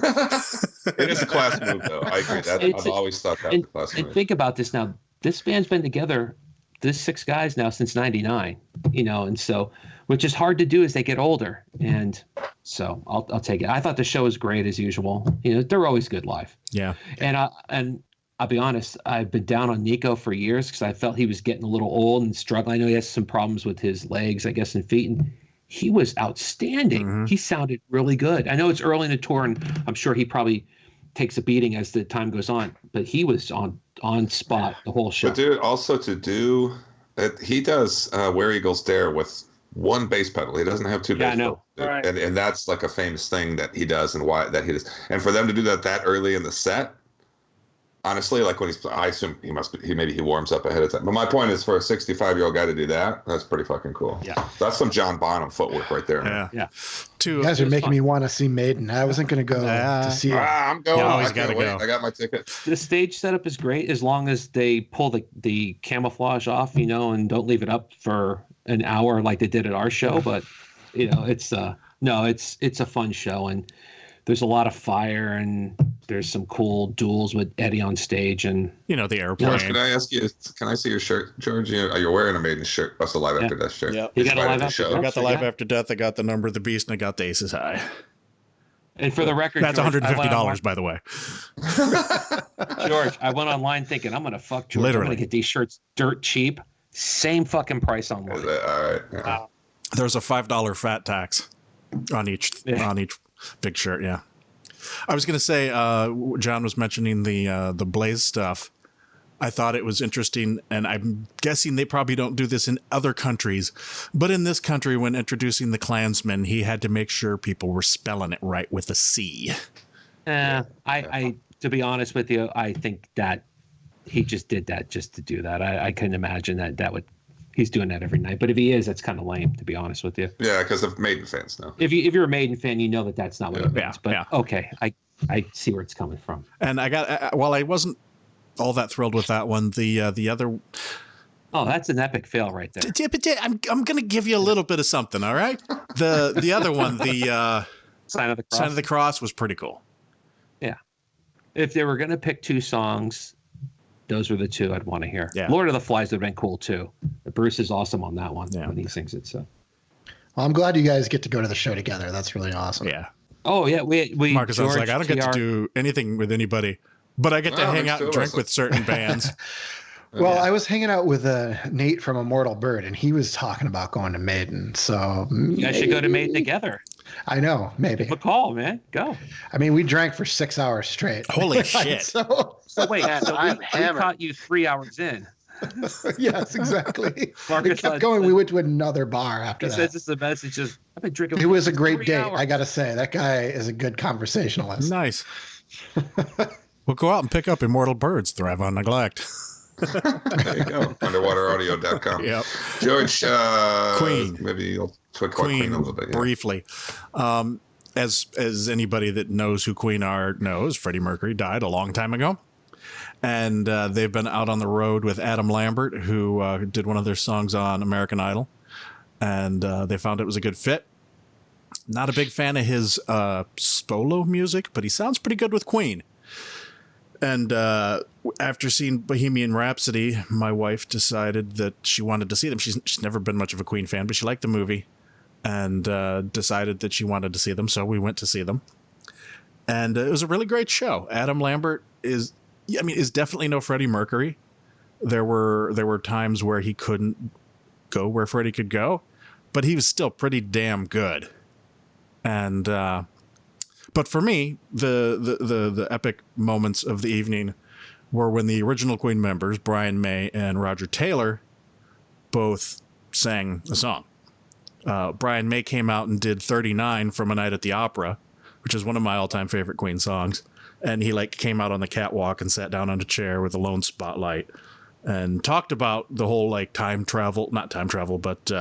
relativity thing about space travelers going away and everybody gets old before they come back because they were traveling at the speed of light, blah, blah, blah. And then he goes into the song and it was awesome. And then Roger Taylor sings I'm in Love with My Car, also from A Night at the Opera. And that was just fucking epic. And so on the whole, it was a really great show. If you like Queen at all, I wouldn't be afraid to go see these guys because it's really good. Hey, George, did you see them with Paul Rodgers? I did not. I wish I had because I'm a big Paul Rodgers fan as well. That would have been kind of cool to see. That would have been cool, yeah. Paul Rodgers is one of the best. I went to see him solo about 4 or 5 years ago. Mm-hmm. His voice sounded immaculate. It's crazy. Is it crazy at his age? It's unbelievable. Look at him up close. He's a wizened old man, really. If you look at him, dude, he's old. Yeah, he's old, but his voice you would never get. I mean, he actually sounds better than he does on all those old Bad Company records. It's amazing. I'll say this, and I'm being quite sincere here. Some of my favorite vocalists are people like Ian Gillan, Ronnie James Dio, Robert Plant, since we were talking about Zeppelin. But honest to God, Paul Rodgers, better than all of them, dude. That guy is such a good singer. Mm-hmm. Yeah. I'm not saying he's my favorite. I just think he's an exemplary singer. Just all around, yeah. The only time I ever saw him live, believe it or not, Jay was at the Cow Palace, and he was with The Firm, with Jimmy Page. Wow. That's a long time ago. Yeah. So...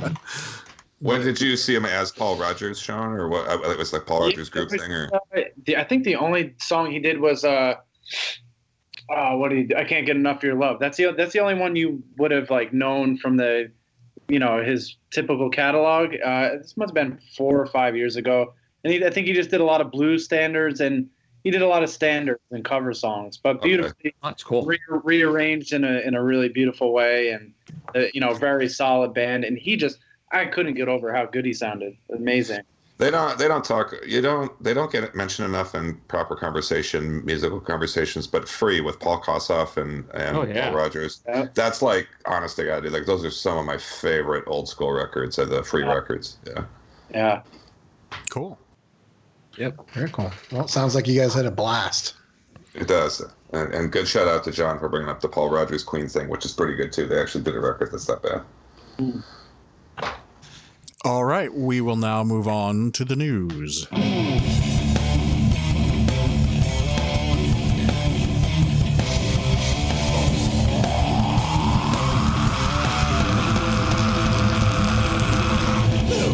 So, it's not April 1st, but Tool has apparently officially announced their new album, Fear Inoculum, due on August 30th, which is just weeks away.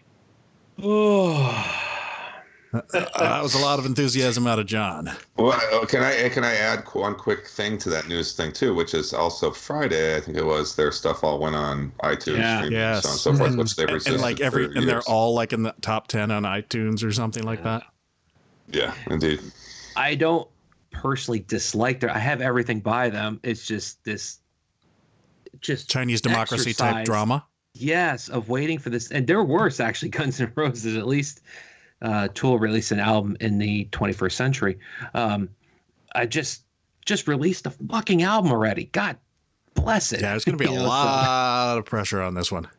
Yeah, I mean, this thing, it's not going to bomb though because they're fans. Anyone who's it's going to be huge, a John. Tool fan. You know, I think Markisan, you said you're a Tool fan, right? I'm excited. I'm excited. I think that there's enough support from Tool fans that it will do well, even if it's not commercially successful with non-Tool fans or average Tool fans, I should say. It'll sell. It'll sell in the really hundreds well. of thousands. Yeah. Yeah, it'll sell in the well. first week. It'll sell potentially 500,000 copies. Even though I know the era we're living in, it will. They're dedicated fans. And I should go ahead.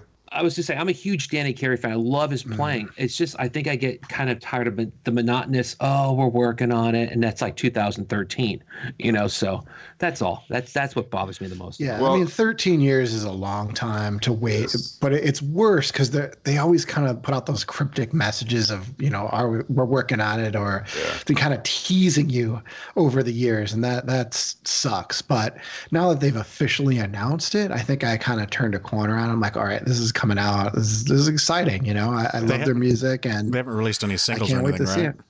Yeah, Not yet, but they said soon. Okay. Well, there's two songs that are out there though. Songs, yeah. Well, the live It's version. live. You can only get them live though. Yes, it's like Invincible and something else. Neither of them blew me out of the water, to be honest with you. And I really, just to give a little bit of a qualifier, because I had said to Markisan offline that I was not that excited about this, and I have to point out that like Tool was huge with me for a while. Not only that, but Sean, they actually figured in my Chapel Perilous experience. In all honesty, like they were written into that. It's all very much. Yep, I totally get it. Yeah, the metaphysical whole all of it. deal. And they're also like, by the way, they're all Robert Anton Wilson guys, the whole thing. Yeah, and they really are. I mean, and so there's that. But the truth is that that's how long it's been, dude. That I've just kind of moved on, and I'll listen to it, but I'm not expecting a lot. And here's the other thing: they're kind of a proggy band, but so much has happened since that last one that I almost guarantee you it's gonna sound super dated. It's gonna sound like 10,000 Days, judging by the two live songs we heard. He says that, but now come December, when we roll out our year-end lists, Possessed is going to be number 2. And he's going to be like, dude, Tool number 1. Yeah. Well, but also, I would also just throw out that Tool having been huge with me one time, I had the great thrill of meeting Danny Carey at the last Decibel Fest in LA, which was super fucking cool because I never thought I'd meet anybody in that band. Yeah. He was so nice. I was John BT, and I just sat there and talked to him for a long time. And he was just super sweet to us. If you go up to him at shows, he actually goes to a lot of shows in LA. He just hangs out. Yeah. And he's very cool. Was he wearing a Lakers jersey? No, he was wearing a Chiefs thing. Yeah, he's always in a sports jersey everywhere. Yeah, he's a big Chief. He's from Kansas City, so. Yeah. But he talked to us for a long time, and I talked to him about how he reminds me of Stuart Copeland, and he said, I'm friends with Stuart. He's always calling me and saying, finish the fucking record, and blah, blah, blah. We talked for a long time. He was such a nice guy. Yeah, I don't know how it's going to sound, but I really like the A Perfect Circle album that came out, and that was very different. The latest one. Yeah. So that was a lot more mellow than I thought. So I don't know if anything will change with Tool. I suspect that it might be similar to this stuff in the past. I have actually one thing to add to the Tool thing, and that is that they guarded themselves so closely for a long time that you didn't know anything about them as people, like truly. And in the 13 years since the last record, that's completely changed.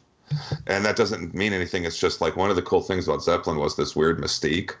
And Tool had that mystique for a while, and they've just thrown that out the window, which is fine. God bless them. But I mean, now they're, proposing to their girlfriends and on YouTube videos. Yeah. Well, Maynard's got that wine company. He's very visible. He's doing tours with it. He did a book. So I also that tour. So I kind of find him a little insufferable too, and I didn't used to. Yeah, he is. Yeah. I agree. Yeah, you can only take him in doses. I'll give Adam Jones this. I like that he did all that work with ISIS there in the 2000s. I thought that was kind of cool. You don't want to work with ISIS in the 2010s, though. Nope. Justin Chancellor's on Panopticon too. The bass player. Yeah, but Sean, George, that was still probably more active than Tool was when he was with ISIS in the 2000s. So ISIS, and by the way, I'm sorry, Sean, please, by all means. You should step on our toes and jump into any conversation. Yeah, I was going to ask if you had any thoughts on the new Tool. Well, this is weird because I love Tool. But for some reason, and I do this too. I don't know what it is. with me that I do this. I still have not listened to 10,000 Days from start to finish. Me neither. And it's not. It's real. Is that true? It is really? true. The last two albums are kind of. I like the first. I like Opiate and Yeah, I'm the same way. the other two after. Undertow. But finish your thought. Lateralis to me is a masterpiece. Yeah, me too. I still find new things in that record that I didn't hear Yeah. before. So I don't know why. I think, I was afraid, well, this might be their last album they release, so I'm not in a rush. So I bet you before this next album comes out, I'll finally listen to 10,000 Days. Same with Devin Townsend. Love Devin Townsend. I think there's about half his discography I have not discovered yet. Okay, hold on. Just excited? Stop. Just let's pause the podcast. Devin Townsend has released more albums in the past 2 years than Tool's released their whole career. So we gotta be honest about this. You don't have Nobody enough can time listen in to your all day the listen to Devin Townsend's music. Exactly. Well, I don't want to mark your experience, and I doubt I can because you have your own opinions. But in all honesty, 10,000 Days probably should have been the record that came out between Einema and Lateralis. I don't think it's as good as Lateralis personally. Right, yeah. And I didn't want to compare anything to Lateralis because it's its own thing, and I don't think there's anything. I don't even want to compare it. It's God, I must have seen them 5 times on that tour. I've only seen them once, and I'm glad that I saw them once because they were great when I did see them. And you never know if they're ever going to come. They will now, I guess. Yeah, but, now you're about to get your chance. Yeah. All right, moving on. There was another little piece of news that got certain people's panties excited. And that was that Merciful Fate will be reuniting to play Copenhagen in June of 2020. And apparently announced today they will be also be at Wacken. Yeah. So I think I'm going to have to be the lead actor on this because I'm just one of my most dedicated loves of the world. I've got all my King Diamond merchandise up here. As you see, Don't Break the Oath and the whatever. Long story short, even though they did reunion stuff, I had this serious bad luck, and I never had a chance to see them. I was living in the wrong place at the wrong time when they toured, and they didn't do a lot of stuff in America anyway. And but there's no 3 records I've listened to more in heavy metal than Corpse Without Soul, or called various other things, Melissa and Don't Break the Oath. And I there was no lead up to this. They didn't. I don't remember hearing this rumor. I don't remember hearing any fucking thing that this was going to happen. And all of a sudden there it was, and they had all these dates. I am beside myself, and I'm convinced they're going to come to America. There you go. Sorry, had to get that out. If they come to America, I will go, and I'm going to buy a yellow shirt. Just like hey, that shirt works with that it cover, does. though, doesn't it? No, I'm not mocking it. It is. That was the most brilliant move anyone made at Death Fest. Is you bought this yellow shirt? And I was like, what the fuck? And then when I'm out there, my balls are sweating at like 11 a.m. and my black T-shirt. Jay's just like, this is the best day ever. And I could find Jay in that massive parking lot from anywhere. So, Sean, I bought a Merciful Fate shirt. Man. This was good. God, it's been a few years back now. Yeah. But it's the cover of the Don't Break the Oath album, which is yellow in general, and the shirt was yellow. So I couldn't be cool the whole day. I was cool the whole day, and I couldn't be more pleased to hear this. And that, which, by the way, one of the things we have in our talking offline mentioned was that they, in the advertisement or the announcement, they mentioned they're going to play some new songs too. Nice.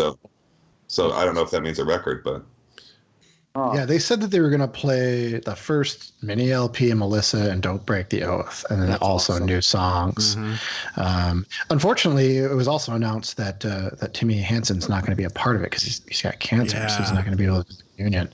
So Joey Vera from Fate's Warning and Armored Saint's going to fill in. I was happy for Joey, but kind of bummed that that's the reason why he was playing for him. Yeah. Right. Yeah. yeah. I'm excited. I just love this band so much. Yeah, it's good. I do too. I mean, just one of my soul connection bands. And it's funny. Timmy too was the guy who he's one of the reasons they kind of broke up and that they kicked him out before, and then the band just kind of fell apart. And they kicked him out because he wanted to do like funk music or something. But then he came back for truly, and they were like, "Hey, that's fine, dude. It just doesn't quite fit with what we're doing." Yeah. the devil, funk, Hey, Rick James, come on now. And I was some people might have thought Rick James is the devil at some point, so. Well, this could not be better news. And to be honest with you, we've already kind of jokingly talked to each other offline as well. And if they don't announce something in America, in a timely fashion, I may choose one of these things. Choose vodka. Jay, don't you think they will? Doesn't what's his name live in Dallas or something? King Diamond, yeah. Yeah, I mean, I can't imagine they'll do it. Yeah. At least a few shows in the States. Well, the show's gonna be massively successful overseas. I think so too. Yeah. He's a procrastinator. He's supposed to be putting out a King Diamond album. Not that I mind to get Merciful Fate, but that was. Well, apparently Brian Slagle's been saying to him for years, do it. And King Diamond, whatever weird silo that guy lives in, has been like, no, people don't want to hear Merciful Fate, man. Like, whatever. And Brian Slagle's been like, dude, fucking trust me. Like, I don't know why you don't know this, but if you do a tour, it's going to go insane. Brian might know a few things, Yeah. Brian might know a few things. Might know a few things. So it's nice of you guys to let me go on and on, because I just, this was a cool, that was great news this week. Jay, put on the yellow shirt. Put it on. I have to tell you one funny story about that shirt. It doesn't really fit me that well anymore, and I haven't gained weight. It was because this is the best sales pitch I've ever been given, and it was they had one of that shirt. That was it, and I saw it right away. And I was like, I'm gonna fucking buy that. So I go up to buy it, and I'm like, yeah, what size is that? And the guy goes, it's a medium, and I said, I'm kind of a large, and he goes, oh, it's a Canadian medium. I don't know what the fuck that's supposed to mean, but I was like, okay, I'll take it, dude. And I don't know where he came up with it. It's Canadian, bro. Jay, I'm guessing that one of your 1,000 things to do before you die is to meet that guy again to say, you really duped me, dude. But I'm pretty happy you did. Yeah, it kind of shrunk. I was able to wear it at Decibel Fest, and then it kind of shrunk after I washed it. They don't use human sizes in Canada. They use bear sizes. It's metric, probably, I think. It's a metric medium, so. That is awesome. Yeah, he got himself a sale, though. He's like, I finally unloaded that shirt. What, the Canadian medium? Fuck that thing. Anyway. Awesome. Yeah. So, speaking of shit that ain't cool, Fuck. it was finally announced, something that I've been saying for years was probably the case, but there was an article talking about Metallica and Live Nation, colluding together on a ticket scam where the tickets would not even go on sale to the public. They would just go directly to the resellers so that they could mark everything up before it gets sold. That is just a bunch of bullshit as far as I'm concerned. Right. And I think that was also, this was pre-VIP too. So even VIP people were getting phased out of this too. And fan clubs and everything. Yeah. Because it was, to be fair, it was not fair, but it's the best seats. It wasn't the whole arena. Just to be the best full. seats. And to be fair, it's not just Metallica. Metallica just was the first band that was named. Yeah. Because I tried to get Elton John tickets to his, going away tour, and as soon as they went online, they were sold out. Yeah, it's bullshit. Actually, there are rumors that Ticketmaster meets with third-party vendors. They meet beforehand and divvy up the tickets beforehand. Dude, there needs to be a lawsuit. Well, there's another lawsuit. There's a member of Congress that nothing's going to happen, but that would like to push for legislation against this. This is basically payola is all it is, all over. Dude, of all people, just recently, and why the fuck I was watching this, I don't know, but Steven Tyler was on that Joe Rogan thing he does online. If you guys know Joe Rogan, he does this online podcast, long form interviews. Mm-hmm. They're kind of like brutally honest. So I watched the Mike Tyson one, shit like that. He just interviewed Maynard, actually. James exactly. Maynard. Yeah. Did he interview Tyson? Yeah, it's fucking totally worth watching. Man. I would love to watch that. I'd love Mike to. Tyson's a good interview. You know what? You will come away thinking endeared to the guy. Yes, exactly. I saw recent interviews. Very sincere. That's what I took away from it. Well, and Rogan's an MMA guy, so he's got that kind of ring feel to him anyway. So it'd be interesting to. Oh well, but you know what? That all is so far behind Mike Tyson now, and he has just embraced the softer side of himself, and he can't even. Well, you know what? I'll leave it to your man. Yeah, you should watch that interview. It's totally worth your time. I definitely want to, because boxing's the only sport I watch. So is that right? Oh, you guys are going on. So you know Joe Rogan. Sharp shit like that, but boxing is really. And Joe Rogan always has fighters on his stuff. But anyway, And I watch it. I mean, I've been watching it religiously since I was little. Joe Rogan or boxing. No boxing. Oh, excuse me. So, so he had Steven Tyler on, and I watched some, and it was like, every once in a while he'll put up these like a snippet, and it'll say Steven Tyler talks about the music business or whatever. So I watched it, and that he said this exact thing. He said this is a common practice. This was pre the Metallica news, that managers will make a deal with the promoter ahead of time and say the first 3 rows are for me. And then they will sell those, and that's a way that managers and people like that make extra money. And it's in a lot of cases, it's probably unbeknownst to the band and whatever.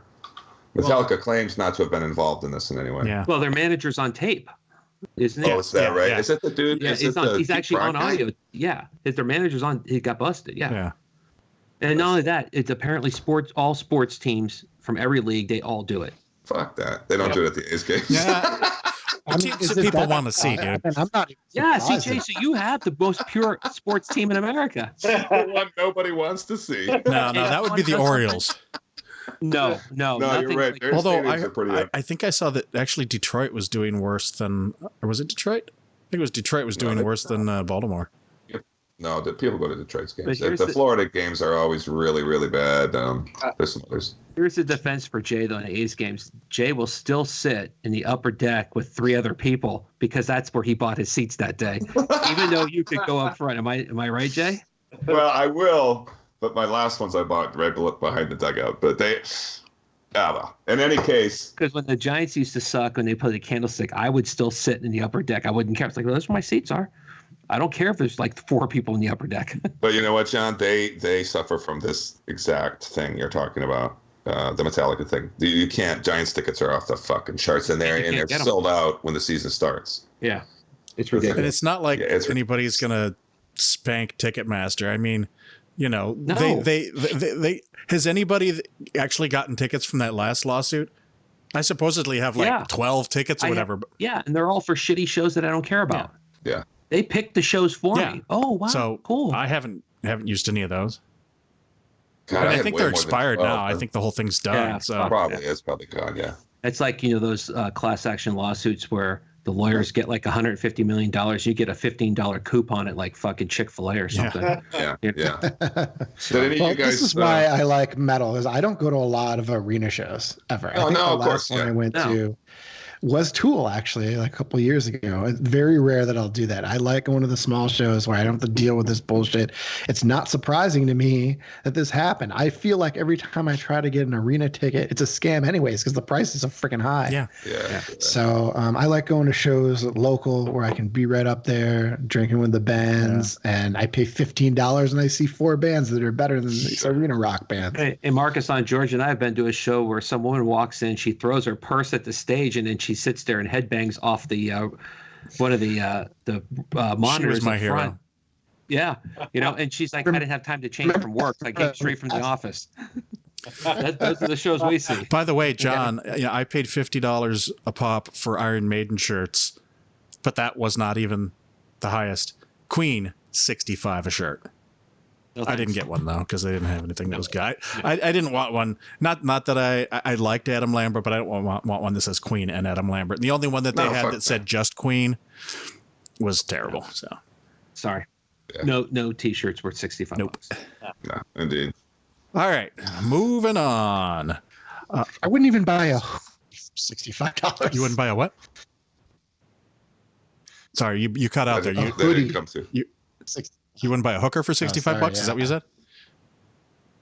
Well, no, I definitely would not. But a hoodie. A hoodie. I would buy a hoodie Okay. for A hoodie. $65. I couldn't hear you. Actually, you know what? I think my King Diamond Abigail hoodie was $50. That's crazy. Yeah. And And that's a nice hoodie. I was nervous about making some of my t-shirts $20. I was like, am I to ask? Like, Hey, what happened to you, man? You used to be cool, man. yeah, right. I think the Queen hoodie was 75. I believe it. Yeah.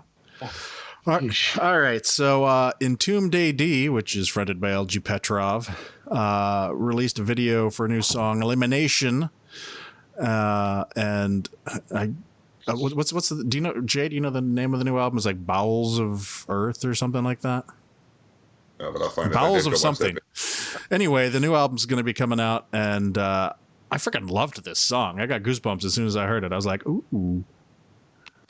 It's Bowels of Earth. Balls of Earth. All right.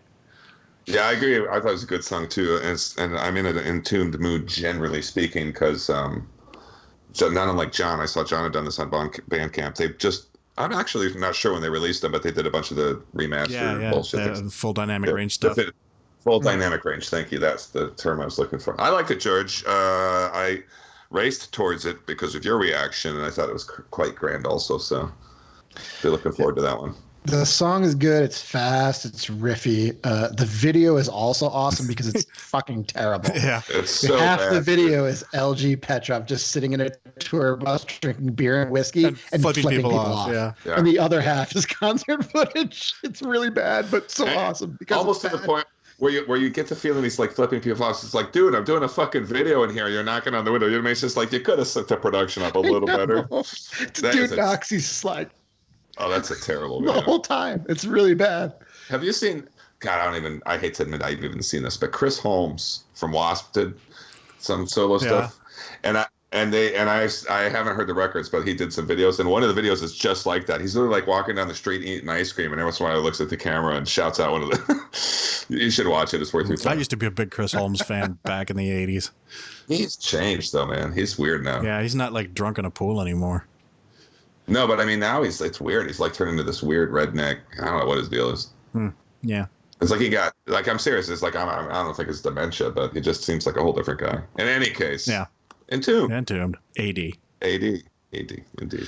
And I don't know too much about this, but apparently the High on Fire drummer Des Kensel is leaving the band. He says he just wants to spend time with his family. He's been with them from the get-go. That's a politician answer right there. I just want to spend time with my family. That means he's done something bad. Well, He didn't just say that though. He said he wanted to try other things too. He just mentioned something like that. And I'm not trying to be a dick or anything, but that might mean working at Home Depot, dude. I mean, like especially in High on Fire where Matt's been sick a few times and he goes off and does his sleep stuff. That's a band where if they ain't working, they ain't getting paid. And Right. and so he's been sitting around for the last year doing nothing. Yeah. And he's probably like, I gotta have a steady paycheck, dude. Right. There was they do these rig rundown videos on YouTube, which can be overwhelmingly lame, but it's guys like, yeah, this is my SG, and then I go through this whatever amplifier and everything. And they did one with Matt Pike just last month. Matt Pike has lost some fucking weight, dude. Yeah, I think the toe thing must have scared the shit. I'm not joking. He looks totally different. Lost a lot of weight. His pants are hanging off. Yeah. Well, they were hanging off before. They were. Yeah, that's because he couldn't get him up any higher. No, you'll see. Matt's looking scared. They're getting ready to do a High on Fire too. Nice. They actually announced the replacement. I can't remember who he was. Yeah, I was going to say, who is it? Do you know? No, I didn't see that, Jay. You have to look it up. But or maybe he was just a replacement for the tour. yeah, because Des was one of the founding members, right? Yeah. So Yeah, he's been there like over 20 years, something like that. So it's kind of sad. It is. He's made some major contributions too. There are songs that are driven by what he's doing. I mean, maybe that's obviously the case with drums, but you know what I mean? Like the big lead-in kind of marching. With a three-piece, you got to be tight. And every time I've seen them, they just killed it every single time. So, hopefully whoever they're getting to replace, so we'll be able to do that as well. But we'll move on as we may, and I'll find out who I did see who was coming. So, but please go ahead. Hey, Sean, you into High on Fire at all? I don't listen to many of their records, although it's kind of those bands I don't know why, because I enjoy them. I saw them back in 2005, and I was like, whoa, these guys are good. And for some reason, haven't listened to many of their records, but now it's kind of on the list. I'm really kind of rediscovering a lot of stuff lately. So they sound kind of like Gates to the Morning. I'm just saying that to make you listen to it. They do not. Throw like a doom metal track on there on the next one if you want. So maybe if I listen to the records, it might come out. You never know. So. Slight correction. What it was there was a guy from a band called Gatheist, which I actually don't know that band, who replaced him when he missed a few shows just very recently. So I maybe just assumed that dude was going to at least sit in that tour. So no, maybe they don't have anybody yet. But okay. Well, I guess we'll know soon enough. The tour is coming up, I think. Yeah. So Dave Ingram has returned as the singer for Benediction. I don't know if anybody knows who he is, but Well, he was the singer for Benediction for a while, and he also did some time in Bolt Thrower. Yes. Oh yeah, that's right. Yes. So I would like to hear some new music from them with him. Nobody cares. Okay. Well, do you know the story of how did that come about? I don't. I Did they didn't. fire the singer or something? Or Yeah, I didn't read it. I just saw that and said, "That's cool. this I'll is put your it on news item, there." buddy. What the heck? I've been very busy this past week. Jesus. Moving on. Yeah. And we're done here. 1349 is going to release The Infernal Pathway on October 18th, and they released a new song called Enter Cold Void Dreaming. Jay was a little excited about that. I dug it too. Yeah. Oh, I It like was that all a right. lot, dude. Yeah. They've stepped into the world of slightly more modern sounding production. They started down in the last record, Cauldron of Chaos. Not as much as this one sounds like to me. I have high expectations for this record. I like these guys. I've always liked 1349, and I've probably seen them 5 times. They seem to open for everybody at some point.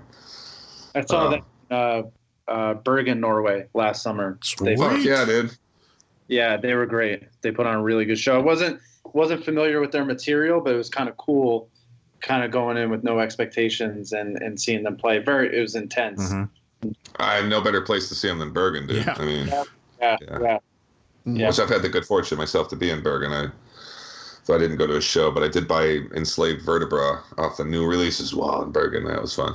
Yeah, and Slave played the same tour. It was the Beyond the Gates festival. Oh, right on. Awesome. Yeah, I wish I could get back there this year. I can't make it. But it was an awesome lineup. Enslaved, Satyricon, bunch of great bands. One band I saw there that it totally blew me away, and I loved them, was Malacarpaton. I don't know if you've ever heard of them. They're Czech. I think they're a Czech band. They really. It was a little bit like, I don't want to throw labels out there or comparisons, but a little Motorhead, but mixed with black metal-ish. It was just really cool. I really enjoyed it. Nice. You're speaking my language. I mean, that's Yeah. right in my wheelhouse. Malacarpaton, you ready? Malacarpaton. Yeah, don't ask me to spell it. Figure it I out. think I'll get the neighbor. Yeah, well, we always like recommendations. So that's good. Yeah. So much stuff we listen to a lot, but so much slips through the cracks. Yeah. You know? Yeah. Well, We try. totally. It's hard. I used to You try, try to educate people on a lot of stuff, but now I don't do it so much anymore because people complain about how much I talk about albums. Well, no, it's just because John always had better suggestions like Ordos and stuff like that. Fuck you! I don't know. I mean, I haven't found a new album without you, George, in years. Yeah. I mean, we don't even bother looking for albums anymore. We No. just let George tell us. Wait. Why bother? Hey, I You thought wait the whole till, point hey, of the this is in the podcast was to box. tell people about music. So, so if I have a long Yeah. list of things that I've been listening to, that's Well, my that's good. collection's growing. Thank you. But it turns out that because I have so much, nobody pays any attention to what I have to say, and so nobody hears anything. Just so you know, Sean, we have ongoing grudge matches. This is one of them. So if you randomly listen to the pod and hit fast forward, you'll hear this exact argument. So I can tell this didn't start today. Nope. yeah, we're just picking up where we left off. And it will never end. No, we'll put a pin in it. We'll get back to it next time. Well, I Yeah, I dig that 1349 track too. That Enter Cold Dreaming was a pretty sweet song. So I think the album's shaping up to be pretty good. Yes, Looking and forward to there's hearing the rest. kind of a cool special edition you can order of the vinyl and they had some artists do renderings of the band that are kind of fucking amazing. And you, for like $40 or $50, you can get vinyl and then one of these limited edition things signed by the band. It's pretty cool. I don't want it unless it's a naked chick wrapped in fire popping up from the ground. yeah, there you go. Message them, bro. You might be able to get that. On the same page. yeah. There's a lot of people say that. Yeah, but not angry metal guy. Yeah. All right, let's move on to new releases.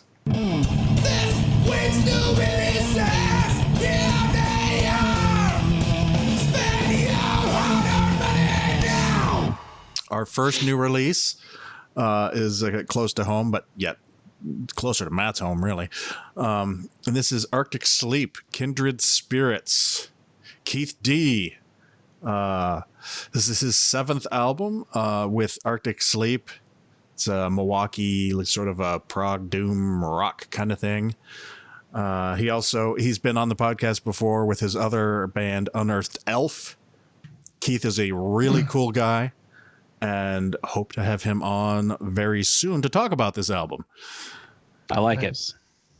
the new one's good. Yeah, it's not as metal as a lot of the stuff that we listen to on here, but it is good. Very good. Yeah. And damn that Keith for putting out that awesome 2 album for $25 deal today. Yeah, thanks. So, I paid twice that much, Dick. He is a nice guy. I did. That's Yeah, Keith is awesome. real cool, dude. Yeah, I like That's Keith a lot. Good dude. That's cool. I like the Unearthed Elf too, but you guys are, I love when that I was album. just a listener, you guys turned me on to that album. I So really like that album a lot. yeah. And the Arctic Sleep's good too. I enjoyed that. So Yeah. awesome. I can't wait to talk to him on the cast then Yeah. if I'm on. Yeah, I hope so. Which, by the way, Marcus, you're in Chicago right now, right? For now. It's so sad to look at that. In fact, I think some furniture has been moved since you started. So, wow. Yeah, well, There so wasn't so I'm in this room. Almost everything's out of here. It's very echoey, and I was against the other wall, but Oh, okay. I wasn't getting a good signal.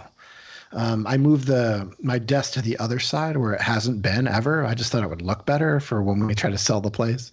Yeah. So I moved it back in the break just so I could But get boy, do I recognize better the Wi-Fi. house. They have I know Wi-Fi in that little Hawaii. house that's been so strange to empty your own place, isn't it? Yeah, But so Sean, I'm Marcus- moving to Hawaii. I live in Yeah. Chicago, but I'm moving to Hawaii in October. So Oh wow, that's when the scene is very empty here. that's a big change of scenery. Yeah. Indeed. Yeah. It really is, but I think But yeah, I think you'll live through In a it. bad way. gotta take. I love Chicago too, man. I really love it, and there's no fucking metal in Hawaii. It's going to be really Ooh, that's hard. true.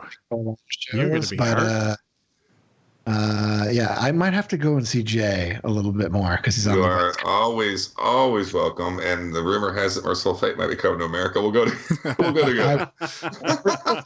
I will go with you if they go on the West Coast. But yeah, it's a big move. I'm looking forward to it though, because just like trying new things. Mhm. So Yeah, best of luck. That's awesome. buddy. So most of these new releases are not as new, but I wanted to put them on here so we could talk about them. Falls of Rhoros, Patterns in Mythology. This is the 5th album from the Portland, Maine folk black band. Special place in my heart, just because of the style of music. And yeah, we saw That's them. cool. We saw them at Decibel actually a couple years ago. I saw them 2 weeks ago. Actually, Oh. saw them in Brooklyn. Yeah. Yeah, they played with the other Wayfarer from Colorado, and then they opened up for, I still can't say their name right, but Sore. Soar. Yeah. None of us Actually, can say that it's right. just I don't know. sore. Yeah, nobody says it right, but yeah, that was a great show, and honestly, I was very, very impressed by Falls of Rhoros. They were awesome, very Yeah. cool. The album's great. I really Yeah. like the album a I lot. haven't heard the album yet, but I'm gonna get around to it for sure. Especially after seeing them live, I was really impressed. So I Yeah. just saw Soar and Wayfarer at Atlas last week or a week and a half ago. and Falls of Rhoros was not with them. No, they were not at the show. Yeah, what's up with Okay. that? We got to ask. That's I don't know. I Yeah. got screwed. That's what Yeah. happened.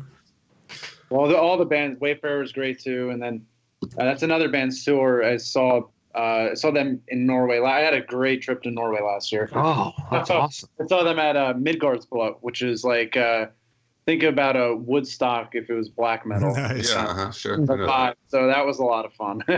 Yeah, this was his first ever U.S. tour. Yeah, You was know, that their for first Soar. tour? First ever U.S. tour? Yeah.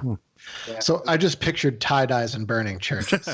That's so wrong. But yeah. There's no tie dyes. There's all, those jackets and all that, but leather jackets and well, it wasn't too hot because it was Norway, but it was too hot for a leather jacket for me. But There's some tainted goat's blood going around, man. Don't use it. That's good. yeah, Well done, George. So what did you guys think of the album? It's good. Yeah. It's good. I I thought like it was it. good. Yeah. Yeah. It's fucking cool. Next is the second album from False called Portent. They are a Minneapolis black metal band. Unfortunately, Matt is not here, our Minnesota native. But, I kind of missed the boat on the first album. when this came out. I remember some people talking about it and going, "Yeah, it's all right," but I didn't check it out. So when we got the promo for this one, I was like, "Whoa, this is actually really good." Yeah, that's excellent. Yeah, that's very good. Yeah, I think Matt and I we kind of cross over with some black metal stuff quite a bit, like Yellow Eyes and things like that. So, yeah, I liked the False first album. This one I like even more. So I think I have to spend a little bit more time with it because it's so dense. Yeah. That black metal. I like to put on the headphones, but yeah, it's really good. This July I think might be the strongest month so far for metal in 2019. I would agree. I really feel like that. Yeah. And next, we have the new Immortal Bird album, Thrive on Neglect. If you listened to our last non-mid-year episode, Ray was on to talk about that.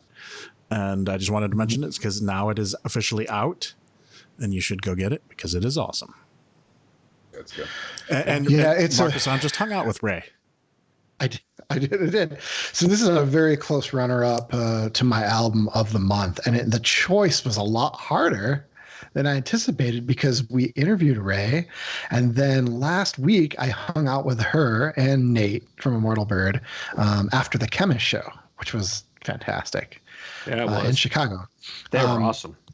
And then, so I got along really well with both of them, and I ended up hanging out with Nate on Wednesday, which is the day that we named our album of the month. And we'll get to it, but all of us agreed, which is very rare. It's never happened. I don't think it's ever happened. It's never happened. It's never. So I'm hanging out with Nate that day, and he saw that because, we're friends on Facebook and stuff like that. And he's like, and what we the were fuck, drinking for dude? 6 hours. So I had to make sure there were several hearty beverages within my belly.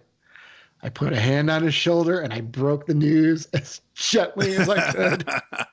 For what it's worth, Markisan, now you know, maybe less so, but what my relationship with Chemist is like. Yeah, absolutely, dude. Like I mean, I have to tell you, I love those guys, and I think they love me too. I think they're working hard. I'm not so sure about that.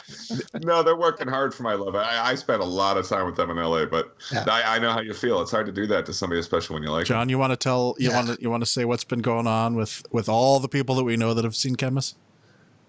Yeah, so we know the story about John BT seeing them and how they responded to Jay.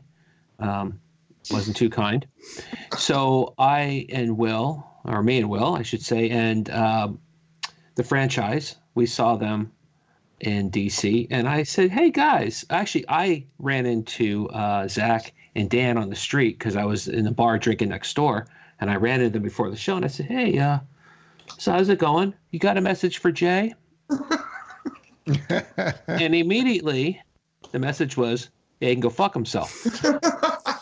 So our good friend TR, the metal butler, and my friend for years, TR says, "Hey, I'm going to see Chemist." I said, "Oh, whoa. When you go see Chemist, do me a favor. I don't care who you ask in the band, but if you get a chance, especially if it's Dan and Zach, if you see them, ask them if they've got a message for Jay." And TR did. And wouldn't you know it, the same message. For what it's worth, Dan and Zach are the ones that I've probably hung out with the most. Yeah, I know. So we have our end of the year out, Sean, and everybody here rated their record really high, and I rated it number 17. And so I have this ongoing, and they're like, that's probably a band that's as close to being our friends on the podcast as there are bands that have been on. Chemist is. Yeah, Chemist is. So this is an ongoing grudge, man. And I don't care how fucking good the next record is. I'm going to fucking tank it, man. You got to keep your rep. Jay's going to have the number one, and we'll all have it 20. No.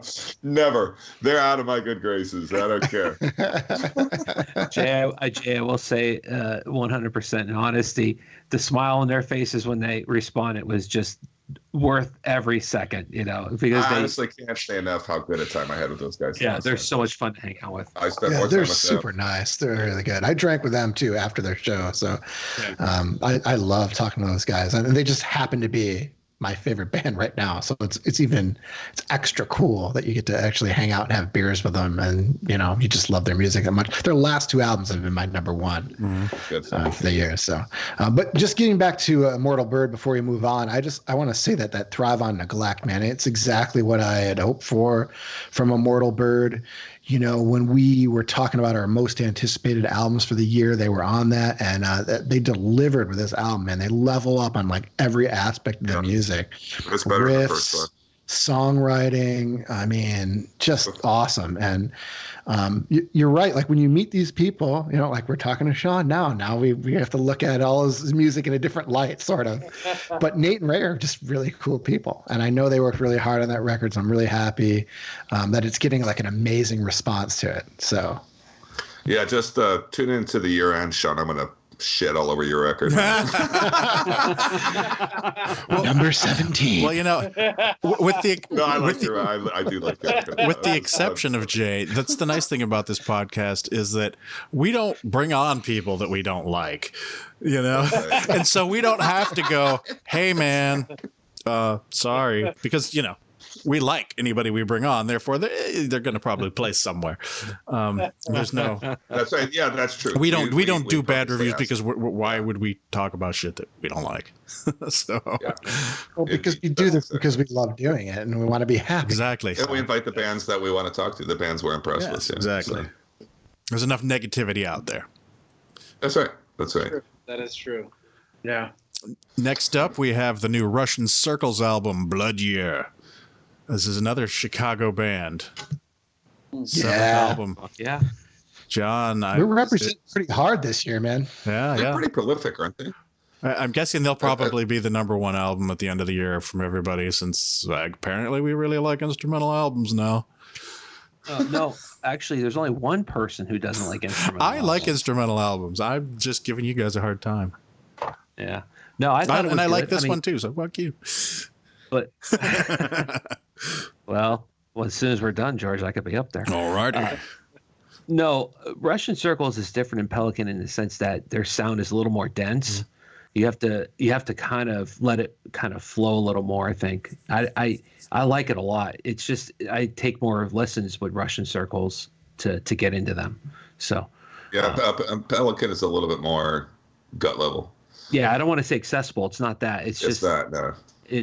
But Russian Circles there's more of a process to their sound. Yeah. How they get to it. But I will say this, live, they're unreal how good they are.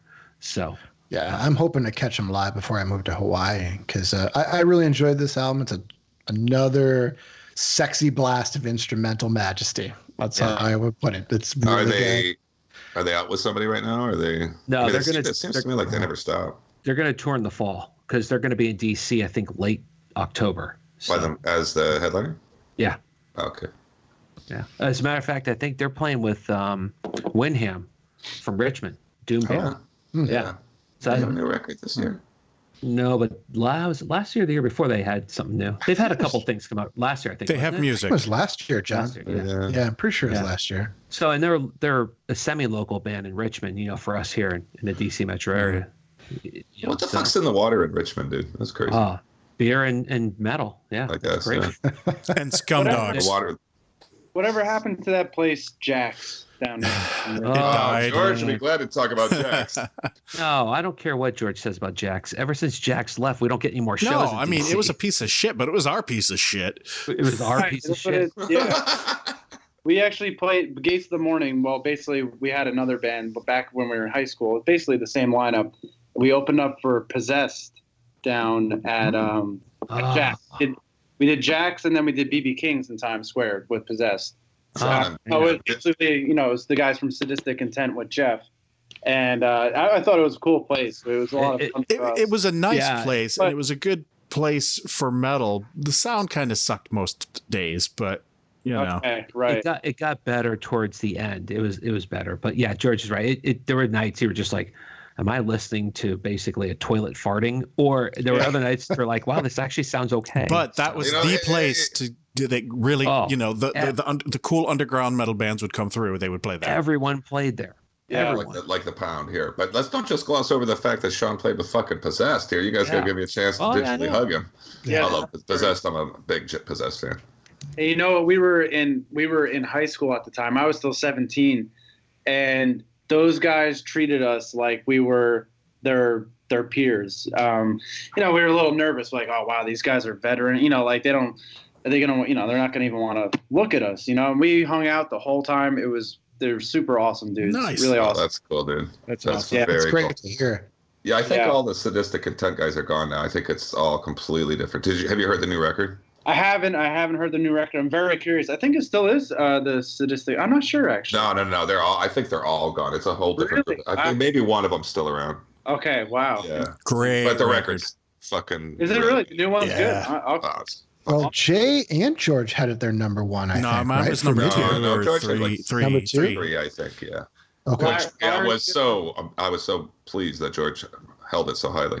Larry Lalonde was not on it. No. You know, for years he wouldn't talk about Possessed. Yeah. But there's they just did a documentary version of the book Murder in the Front Row, which is about the Bay Area thrash scene, and he's in that. So apparently he's willing to talk about it again. Oh, I haven't seen the movie, but I would like to. Right. Yeah, I'll check that out too. Yeah. Yeah, they did it. They played it a couple art house bullshit things here, so it's not in mass release yet, and I couldn't get tickets for some reason, but it'll be out in wide release at some point. I mean, you know, like wide release on demand or something. Whatever. Right. Yeah, but I'm looking forward to it. Looks like it's gonna be pretty good. Yeah.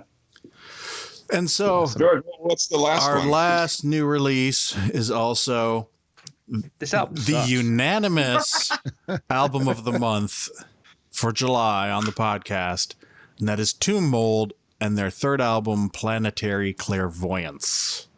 Unprecedented. First, I mean, I did kind of predict it, but I still couldn't believe it. Yeah. I mentioned previously on a previous pod about how I like that Predator sound in it that comes at the end of the record and stuff, you know. But I also forgot to mention they're really good at that kind of stuff. That stuff that they do, the little things they stick in. There's also this one where there's like this female voice in a transmission that you can't quite making out what she's saying. They fucking know how to do atmosphere, man. Let alone just the fucking record being fucking amazing. Yeah. But it's without any references to Cthulhu, it's the most fucking Cthulhu thing out there, man. I mean, it or you know, like what is it? This strange shape from outer space, or whatever it is. The fucking Lovecraft thing. I fucking love this record, and I know you guys do too. Yeah, you know what's great about this is that 2 of the songs were released last year and nobody knew it. It was on those demo tape things they released. Yeah. Right. And I think one of the songs is slightly different, but when I go back and listen to the album, I'm like, yeah, that's from the demo tapes. So Markisan, did you go ahead, Jeff? No, I was just gonna say I just saw them a couple weeks ago at Atlas, and fuck, they just destroyed the place. Yes. Dude, they just announced a show here at one of my favorite venues, so I can't wait. Yeah, I saw him live too, John, and the lineup was good, but Tomb Mold is just like another level above all the performers that were on that bill. It was insane. You know, you see that from time to time when you go to shows, where a band is just on another plane than everybody else, and I felt like Tomb Mold was, and that made I mean, I already loved the album. I thought it was going to be my album of the month anyways, but seeing them live and be able to perform those songs easily solidified it, you know. I'll be honest. Go ahead. I'm sorry, Jay, to cut you off again. I actually want them to take a break after this album because it's coming so close to the last time. I actually want them to let this sink in. Let it go for me, and let us absorb this and then come back again. Because they are just on a roll the last year and a half, 2 years. So I stand corrected. They're here on the 18th, and they're not playing my favorite venue. They're playing a venue that my fucking band actually played that is so fucking small, dude. But I can't wait to see them. Oh. And I say my band played it because it's a small. If my band played there, it ain't big. You know what I mean? And it's oh fuck yeah! I'm so excited. You know them, Sean? No, you know, I'm just looking. I'm looking for their tour dates right now to see if I could check them out. But I've heard about them because they're an old school death metal band. Yeah. And I think, yeah. They are, but they bring the old school to the modern times. Like I really feel like they're on the forefront of death metal. They have a lot of tricks. They've got a lot of riffs. Yeah, so it's old school, but it sounds modern. It's hard to describe. You'll see when you listen. Well, let's put it this way: if there's a new wave of American death metal, these guys are fucking Iron Maiden. You know what I mean? Like they are the lynch. I don't know if this is going to be a new movement, but these guys. I don't know what it is, man. Some guys get it, some guys don't. These guys fucking get it. So them and Blood Incantation kind of bring Death's technical side to their death metal also. So that's kind of cool. But it's not tech death. No, it's not tech death. But Yeah. they're very technical in the way they approach the play, and they're great musicians, and the drummer sings. So there, you should just jump on board just for that alone. You got me. You got me there. Yeah. I read up. There was such a good article in Decibel a little while back about the Blood Incantation record. When the fuck is that coming out? I think the end of the year. Yeah, like November. I mean, I know. Yeah. Okay. There are 2 death metal albums this year. Tumult and Blood Incantation are the 2 that I really wanted to hear. So This might be the perfect segue to the list. Oh, really? Wow. Yes.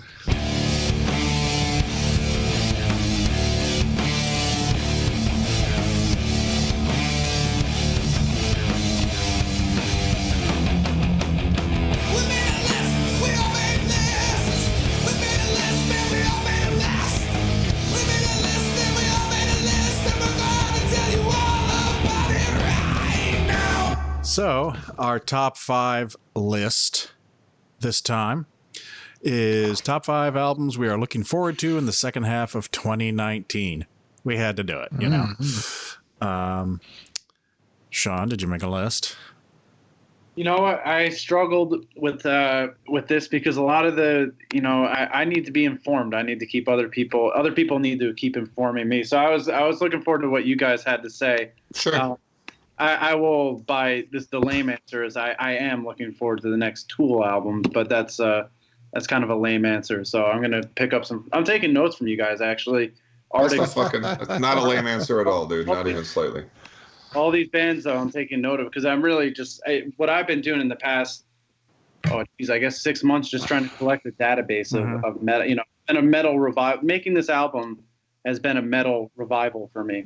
So it's been a lot of fun to just discover all these new bands. Right on. Yeah. So what we do here normally is when we do our top 5, we pick 5 albums or whatever the topic is, and we will go round robin around the room saying what our top 5 is, and then everybody does their top 5, and then everybody does their top 4, and we work our way down to our number 1s. It's all like dramatic and stuff. We can pause it. We can pause at you every time, and you can say Tool if you want, and we'll just edit it somehow. Yeah. which I stress again. I don't think that's at all a lame answer. That's a perfectly fine record. It's slightly lame. No, I'm a little uninspired, but All right. Well, we will just do what we do, and if you feel the need to jump in, go right ahead. yeah. Yeah, if you want to choose one of ours that we've already mentioned as yours, throw it out there. Just be like, fuck yeah. Well, is the new Opeth coming out this year? That It is. That It works. is. So there you go. There you go. I got two. So. All right. Which one of those That's a good start. which one of those would you call your number 5? Yeah. Well, I think they're both kind of lame answers, so we'll see. I'm gonna have a list from what you guys say right now. All right. That's fair enough. Cool. Well, then we will go to Markisan. My number. This was interesting to do because there's albums that are going to come out that we've already heard because we get the promos early. So I didn't put any of those. I on didn't my either. List, Or wait. No, I didn't. I did one. If I had not heard it. Did one. But that's reasonable though. I mean, that's a good. Yeah. I Yeah, already right. heard it, I did so one. I can't anticipate it. I've already listened to it like 100 times. Right.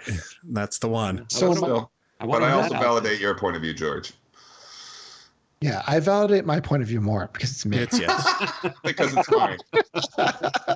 But anyways, my number 5 is Harrowed. I love this Nice. band. I picked up this English band's first LP. It's called Into Inferno down at Reckless Records here in Chicago. And a lot of times the shop staff will write mini reviews on the stickers and they slap them on. And whatever they wrote for Harrowed, I don't remember what it was, but it sold me because I bought the album without ever hearing it. But I was happy to discover that Into Inferno like slayed. And if this second album rips as hard as that first one, I'm going to have to tie down the fucking furniture before I spin it, because otherwise I'm going to destroy everything here. The riffs are that good on that first album. So I'm really looking forward to it. Sweet. John. All right, so my number 5 is what Markisan's number 5 should have been. He wanted to say, but I'll say it because this would have been on my list regardless if we had the promo or not. And that's the new Crypt Sermon, The Runes of the Fading Light. We've all been talking about this album for a while. Yep. So it would have been on my list had we not gotten the promo. It's on my list even though we got it. So fair enough. Yeah. Jay. So my number 5, I'm going to let kind of occupy with 2 bands. I'll do an honorable mention, which is I'm looking forward to the 1349 record, and I wanted a chance to kind of, but it didn't quite make my list just because there's some other strong stuff. So my 5 is a bit of a weird choice because there's only, I would say there's a less and less chance that there'll be a studio album from these guys. In fact, I don't think there will be, but they are going to release the live Requiem thing. So the Triptychon. I purposely avoided that performance that they did at what festival was that? Yeah, it might start with an H. You might get it right. Or some shit. Let's just say yes and leave it at that. Yeah, something in France or somewhere. Well, that is going to come out on that'll be officially released, and I sort of avoided the performance. So you'll recall that the first 2 portions of that are actually, I think the unwritten portion was the second. Yeah, it's the first and third. In any case, yeah, because the third was on Monotheist. So I'm looking forward to that. If nothing else, I think it'll have a nice package, and I'm hoping there'll be a dedication to Martin Ain and stuff. So there you go. All right. The Triptychon, let's call it the Requiem. Nice. cool. My number 5 was mentioned earlier. Entombed AD, Bowels of Earth. Bowels. Nice. Anything that says bowels, I'm interested. It's true, John. What the hell is that all about? Because in the video, The video. all Right, just right. flips He's everyone He's off. angry and he's flipping every off and drinking It's every great. beer in How quickly sight. I It's so forget. bad. It's so bad. It's Yeah. good. So bad it's All right.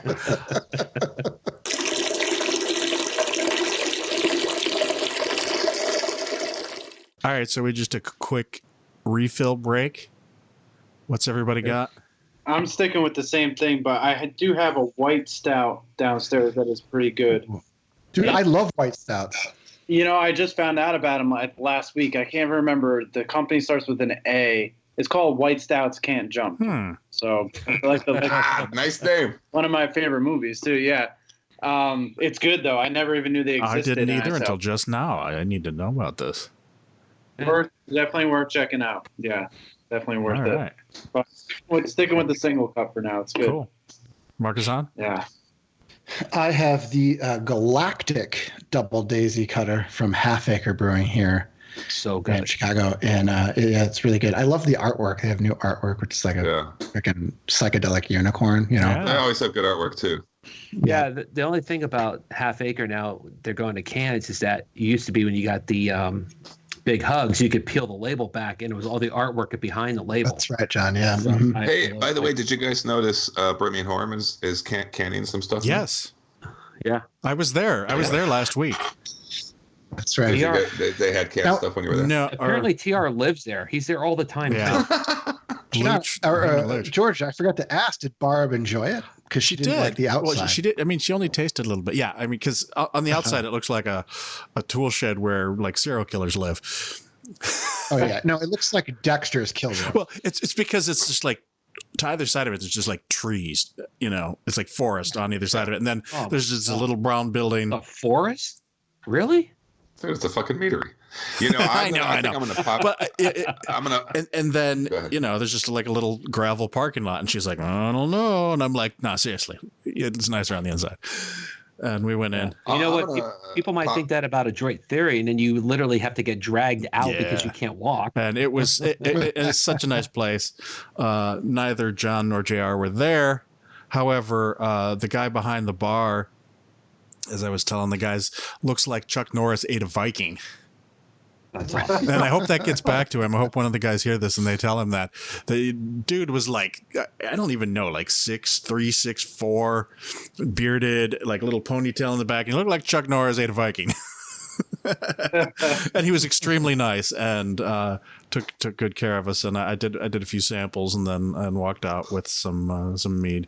I didn't walk. I paid for it, but you know what I mean. I think I'm gonna open my Seas of the Underworld tonight. That's what I bought. Yeah, Nice. I think I'll crack that tonight. It's been in the fridge for a couple of days. I'm just really ecstatic that they still deliver the club stuff to Hawaii. Good. Glad to hear it. If you don't know, Sean, mead, we all love mead. So do Brimming I. Horn is our favorite. It's the Yes. only mead. Okay, I never heard of They that. don't have a lot in it's Norway, actually, for some great reason. stuff, But in dude. Denmark, they have lots of mead, but they don't have a lot in Norway. But Brimming Horn's our favorite, and they have a club where you get mead like every quarter. It's every quarter, actually. Yeah. Yeah, you get 4 meads every That's quarter. what it And was. so now that I'm moving, I was worried that I would not be able to get my mead, but I am going to be able to get it. And they do collaborations with metal bands too, Sean, which is not why we like them, but that helps. I mean, but their stuff is just so fucking good, dude. And, Well, you know why that sounds familiar? I think Baraha did yeah, something. they just released something with them. Yeah. That's why that sounded so familiar. Yeah. Yeah. And I And love they've done stuff with Enslaved, and I think they did stuff with was it Rosetta. Incantation? Blood They did Incantation. Rosetta. And Oh, really? Is that a wow? Oh, The cool. Matt Barlow thing. They And did Matt Barlow, yeah. obituary. Or not, sorry, obituary. No, Incantation, I meant. Incantation. Yeah. Incantation, yeah. So Oh, that's cool. Yeah. Well, that's on my list too. There we go. Did everybody report their drink? Or no, I'm not drinking. Yeah. I'm drinking a brown ale called Earl Grey from Ardent. Jay, you'd be surprised to know that they're from Richmond, Virginia, just like everybody else. Well, as you may remember, I live in Richmond, and I was like, "What is it close here? What the fuck?" I mean, Whoa! John always Hold on. tells me about the breweries in my place. Yeah. Oh, Jay has some excellent breweries by him too. So I always get jealous when I see him drinking beers from back home. Yeah. Yeah, So, listen to that. Mr. Russian River. Yep. Yeah. And I don't log all my Russian River stuff, so you don't always see it. I don't log stuff I've already drank. That's why you don't see it in my on tap that much. But it's you 3 should just. Russian River things last night. Hey, fucking Jay. best night. I don't know why you don't. You should just to be a dick. I don't know how you remember. So Yeah, To log 'em. Yeah, Markisan, you spot on. I can't remember everything I drink. That's why I log it in. Oh no, that's a good point. Well, actually, usually when you start to type it in, it goes, "You've logged this already," or Yeah. you see it somehow it gives you see your rating or something. Anyway, whatever. I don't know why I give a shit, but I like to put new stuff on. But Jay's just like, fuck this app. I'm not doing it. No, I do it, but I get stuck in ruts, dude. I've been drinking 21st Amendment and Russian River for about like 2 or 3 weeks, and it's nothing new there. Yeah. Well, I got a new one too, and it's nothing super special, but it's what was in the fridge. Sierra Nevada Hot Bullet Double IPA. Yeah, I like Sierra Nevada. That used to be my go-to. Not the Hot Bullet, but the green one, whatever that is. Yeah, the pale ale. Yeah, Nice it's about and strong, though, George. Yeah, I mean it's good stuff. I don't dislike anything from them. It's just not, No, Oh, no, it's kind out of of the ordinary. it's a little corporate or something, but not in the worst. Yeah. not at all. I mean, they seem like they are. It's just they're the biggest, because I don't count Sam Adams as a craft brewer, but just Sierra Nevada is just the biggest craft brewer for the most part, or one Says of them. here. One of them. Family owned, operated, and, And argued over. Yeah. Yeah, and Yeah. and as Jay will know, they're from Chico, and that goes a long way. I like their stuff. Yeah, Chico, California, the pot capital of the world. All right. Okay, let's move on to our number 4. And All right. Sean, you got any comment? Well, this would probably be where the Opeth album would be. I would say Tool Sure. number 5, Opeth number 4. So that's Okay. my contribution. But I'm taking notes of all the stuff you guys are mentioning so that I'm like at school right now. So All right. Cool. Yeah. It might get weird. It might get weird now. Yeah, make sure you check out our mid-year cast, Sean. where we No, don't. Actually, I'm gonna reveal our top 25. Or just go to the website and look at look the at the lists. list. That's your There better. you That's good. Yeah, you can do that too. 4 days All right, later. Markisan. Number 4 for me is Gate Creeper. Oh, that's right. They have some coming out. Yeah. That's right. I spin their first record, Sonaran Deprivation, pretty regularly. So I'm pretty stoked to hear some new monstrous death metal tunes from this band. I know they have recorded a track for the Decibel Flexi series, and that's coming out like really soon, like next week. But that song's not going to be on the record because those Flexi songs are never on the record. I know. Yeah, I don't think they are. But it still will be a nice preview of what's to come. We're getting a lot of great death metal this year with Tomb Mold we mentioned and Crips, which I'm actually wearing a Crips shirt. I think about it. But I'm really excited to see what Gate Creeper can add to the genre this time around because that album just fucking crushes. That first one. Cool, yeah. Right on. John. Cool. My number 4, In Mourning, Garden of Storms, I believe is the album. I didn't know it was coming out until a week or two ago. Recently. Yeah. So I'm a fan. I like their stuff. And so I'm kind of looking forward to it. That briefly made an appearance on my list and then dropped off. Yeah. I mean, I don't know if I have. Fuck them. Just kidding. I didn't know about that one, John, so now I'm stoked for it. I don't know if I have super high expectations. I just like their stuff, so I'm looking forward to it. Yeah. All right. Jay? Mine is a band who really hit their stride a couple years ago with their last release. Kind of made it onto every list except for one, I think, here in the pod. And from everything I've read and the brief teaser trailer they have, this one's supposed to be the most cattle decapitation ever. So we'll see. That last one was really fucking great. Yeah, it was. And they are saying like they are using that as their bouncing point. They're like, yeah, we kind of like we've culminated into what we think is the most us version of us ever. And there's a little teaser stuff on this thing, but I have high expectations. I'm sure it's gonna be fucking great. Swing. Yeah, totally excited about that one. Yeah, very excited too. My number 4 is Cult of Luna, A Dawn to Fear. Nice. Right on. Yeah, awesome. We saw them at Decibel. That's right. Yeah? All right, let's keep it moving. Fuck yeah. I could jump in at number 3 because you mentioned Gate Creeper. This reminded me, my friends in Sentient Horror are released. I think it might be breaking the rules, but they're releasing an album. I think it's going to be this year, but Dan Swano just mixed the record. It's fun. Nice. They're very, they've been doing it for a while. They're very straight up, got that sweet. They're from New Jersey. I'm good friends with them. Actually, the guitarist who did the acoustic stuff, John Lopez, is in that band. And they toured with Gate Creeper in Europe. I think they toured. Is Gate Creeper European? I don't know. No. Well, they toured. I'll look it up. That's a I'm good pretty sure they question. toured with Gate Creeper. And so that reminded me of those guys. They're my good friends. And they're releasing that record. I think it is before the end of the year. So Cool. number 3. All right. Yeah. Gate Creeper is from Arizona. Oh, okay. So then maybe they toured with them in the U.S. They might. That's like Europe. Yeah. Just with the desert. Yeah. Yeah. And less than no accents. Yeah. Yeah. That right. brings us to. The record's called Sonoran Deprecation. That's the Sonoran Desert, which we're idiots. We're idiots. Oh. So, Markisan, Okay. yeah. Number 3. Number 3. My number 3 is Tool, Fear Inoculum. That big announcement got me, man. I'm pretty excited about this. They've been a favorite band of mine for a long time. I'm really looking forward to hearing the new tracks, and I really hope they do more stop motion animation videos too. I'm sure they will. I think they. Yeah. That's all Adam Jones. I'm sure he's got something ready to go. Mm-hmm. John. It's already been mentioned. My number 3, Cult of Luna, Dawn to Fear. Dawn to Fear. I'm Right on. big fan of the band, so I'm looking forward to it. Yeah, I'm curious. Very curious. All right, Jay. So this is one of those ones that we all have a little band that nobody else listens to, and this is mine, or one of them. And I just was mentioning to you guys earlier, I got some of their vinyl releases that just came out the last month or so, finally. But Vanden Plas has a new record coming out this year. Whoa, there's 2 people listening to them? Oh, I beg your pardon, John. No, that's only reserved for one person. There's actually 2 people like them on the podcast. You're right. I take that. There's enough crickets for both of you.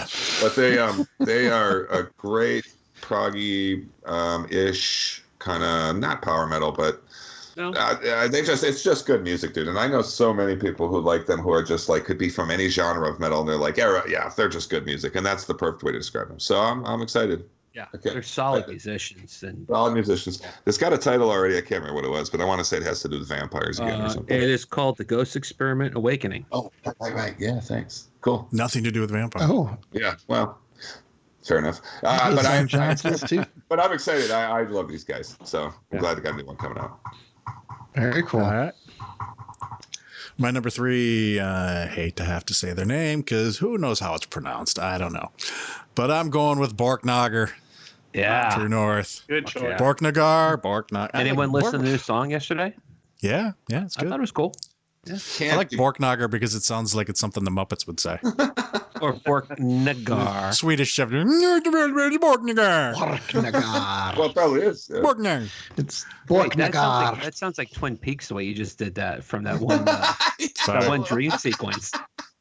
I never saw it. You know what's funny, George, is you could say it any way you want because it's literally a made-up word. Yeah, who Yeah, the fuck? You that's can't get it wrong. It's the beauty of it. Yep. The K could be silent for all we know. Yeah. Yeah. Or The whole, you know what? The whole thing, Borknagar. the whole thing could be silent. It could That be would blow my mind. You just call it Borkies for short. Bork. Bork, bork, bork, bork. Where's the chicken? Have you seen that picture of the Swedish chef and it says Vert de Ferk, which is like one of my favorite fucking things. I love him so much. I want that. Me I too. want that shirt. I loved him when I was a kid. I used to love when he came out. That brings us back around to the top again. Yeah, Sean, you got a number 2? I'm coming up with them. So I'll shout out some of my friends in Anticosm. They're putting out an album called Call the Void. And we used to play with those guys back, 10 years ago or so. We used to play all around New Jersey. I was in an old school death metal band. And those guys we used to just kind of run thing. We used to play shows all summer, which was a lot of fun. So, and then when I was looking for bands to play in New Jersey for the Gates of the Morning show, I found them. I said, oh my God, those guys are still at it. So it was cool to reconnect with them, and they got a new album coming out. So I'm excited to hear that from those guys. We go way back. So I feel like I got a press release about that or something. I mean, it sounds familiar. you might have. They're really working hard at it. So they're Cool. really working hard at getting it out there. So yeah, very happy for those guys. The promo, George. I'll look. I swear I got something last week or so. Yeah, kind of thrashy black metal. I guess that was my take on it. Yeah. Cool. You're speaking our language. Sean recommended. We have to listen to it now. Yeah, There you go. Yeah. I Right. think we owe it to Sean. We do. Awesome. Markisan. My number 2 is, and I don't know if it's going to come out, but I'm putting it on the list anyway. Carcass.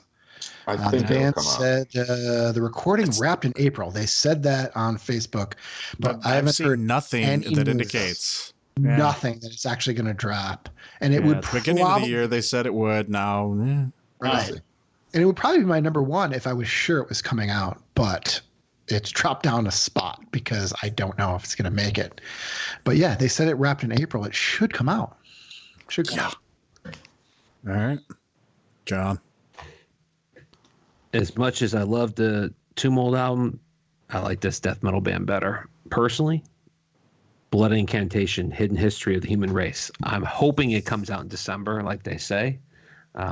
George and I were fortunate to see them play one new song off the album, which is a song that's older than anything else they've done, which is kind of funny that they're releasing it on the new album, which is Giza Power Plant, I think it was called. I'm definitely looking forward to this. Yeah. Anytime you go into Decibel Magazine and you say you want to make it bigger, proggier, and more technical and more death metal, I'm like, wow, that's a lot for one album. I'm in. I'm in. Yes, So, proggy equates to stiffy for John. no, I mean, it's just they don't. It's funny how they say that they want to do that. I think that prog for them is they want to have like a 20-minute death metal song. I'm like, wow, that's ballsy, man. So That's I'm really ballsy, yeah. But like Markisan said earlier, this year is slowly shaping up to be a great death metal year again. You know, Yes. so I'm down. Bring it. All right, All Jay. right. Can't say much more than that. Blood Incantation was my number 2 as well. So I'm super excited about that. That last one, I liked it a fucking lot. And as mentioned, how much? A fucking lot. And as mentioned, I really got twice as excited when I read the write-up in Decibel. And I don't even think it was. Maybe it wasn't even that long an article. It might have been like a roundup type thing. And the guy works. They went and saw him. He works in a Mexican restaurant or something. But just this sheer description of what was coming down the pike, I got twice as excited. So yeah, that's. I'm the same, Jay. It was like only a few sentences. Like, holy shit, this is like going to be a massive album. It'll be like 38. It'll be like 37 minutes long. 20-minute song and a bunch of 2 minutes. Yeah. But it'll be badass. But we all like them, and we all like that record stuff. Yeah. Yes. Yeah, I love Starspawn. Yeah. My number 2 is the one that I've already heard, and that is Crypt Sermon, The Ruins of Fading Light. What is the release date anyway, since we... September or something? Oh, why so far out, you fucking suppose? Uh-huh. No, and it's fine that you guys put it on there because I toyed with putting it on there too, just because it is something I'm really looking forward to, and I'm looking forward to seeing them receive the accolades they'll deserve for this album, and just hopefully get a bigger audience. Yeah. Mm-hmm. Cool. All right, we are at number 1 now. Sean. Well, yeah, actually, you remind me. No pressure. The Borknagar.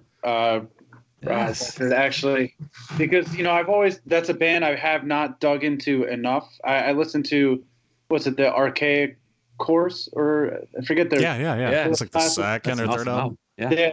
I listened to the third album, I think. Third album. Yeah. Third album. Yeah, I listened to the first 3. I remember that, and I listened to the one with I think their first one's just a barn or something on the album. Yeah. It's like, and then Olden Domain. Yeah. Yes. And I love that stuff. So. But it's a band that I haven't dug into. Same reason, like, why haven't I listened to 10,000 Days by Tool or half of Devin Townsend's stuff? I don't know. But so I want to get into them. And funny story is True North was actually, I have, for the next album, I have a huge list of potential album names and song names. And True North was one of them. And then they put that, I remember seeing it come out that day. I was like, well, crossing that one off the list. So somebody else did that too. Like, it was in the last year. Witchery, yeah, that was a great song too. Yeah, it was a great fucking song, and it is a great title for a song. It's a great title, yeah, it is. Yeah. We might keep it as a song, but it's definitely not going to be the album now. So, and I'm glad that if anybody's going to steal it, those guys, that's cool. So, stole it. Fucking Steelers. Just change it to False North. Somehow they no, be False South, not True North. False South. Ooh, that's good. I like that. Well done, John. The opposite of South. Yeah. North of hell. Where That's me, I guess. So my number 1, I think it might be a little surprising. I don't ever talked about this band with you guys. I'm sure you guys probably know of them, but Bon Jovi. Yes, Living on a Prayer reprised. Still Slippery When Wet. Slippery When Wet. Yeah. Slippery When Rich. I actually know all the lyrics to that album, New Jersey. It's really disturbing. That is disturbing. Every single song. That's kind of like you being a big old Bette Midler fan. No, that was me just when Matt mentioned Hero or Jay mentioned Hero or something that just slipped in my head, unfortunately. Definitely wasn't Jay. Oh, I see. I said Matt. That was a text conversation earlier today. Sorry. Did you ever know? I got you. No, stop. Move on. What's your pick? My number 1 is Atlantean Codex, the course. Really? Wow. Yes. They're not bad. I mean, I don't know them well, but I've liked some stuff. They're I great. always like that. It's just one of my favorite reactions from anybody on the pod. Really? That's always good to me. I love it. Okay. That's the same as saying, fuck you. Or really? Should I really go back and listen to this? Yeah, the Mepharash is not bad. Atlantean Codex is really good. My friend Garrett, that was Sean. That was his number 1 album for mid-year. My friend Garrett turned me on to this band. They're just like awesomely epic. It's been about 6 or 7 years since they did the last album, The White Goddess, and I had no idea that the follow-up was coming until they announced it about a week ago. So I'm very excited for them to do it. It's like very heroic. music with soaring guitars and vocals. The lyrics are like epic fantasy tales. It's kind of like a mashup between, I'd say, Iron Maiden and Blind Guardian. Whoa, big fan. So Yeah, yeah. you might dig it, dude. And there's shifts to folk metal and doom in it. Plus, sometimes they put trumpet blasts in there, and there's quotes from Winston Churchill on the last album. It's like the most. We will never surrender. It's like one of the most epic albums, but it doesn't go into power metal. Like the vocals aren't power metal. It's like traditional metal mixed with other things. And Sean, who were you saying you're a big fan of? Well, Atlantis. I love anything to do with Atlantis. So I don't know if that's an allusion to Atlantis or something. But once he said the name Atlantean Codex, I was kind of invested already. And then the description you just gave. You said something about Blind Guardian too, I think. Oh, Blind Guardian. I just love. Yeah. Huge fan. Yeah, huge fan of Blind Guardian. Yeah, well, that's why I asked, because they've got a record coming out. They got a record coming out. I did not know that. What? I haven't heard probably their last.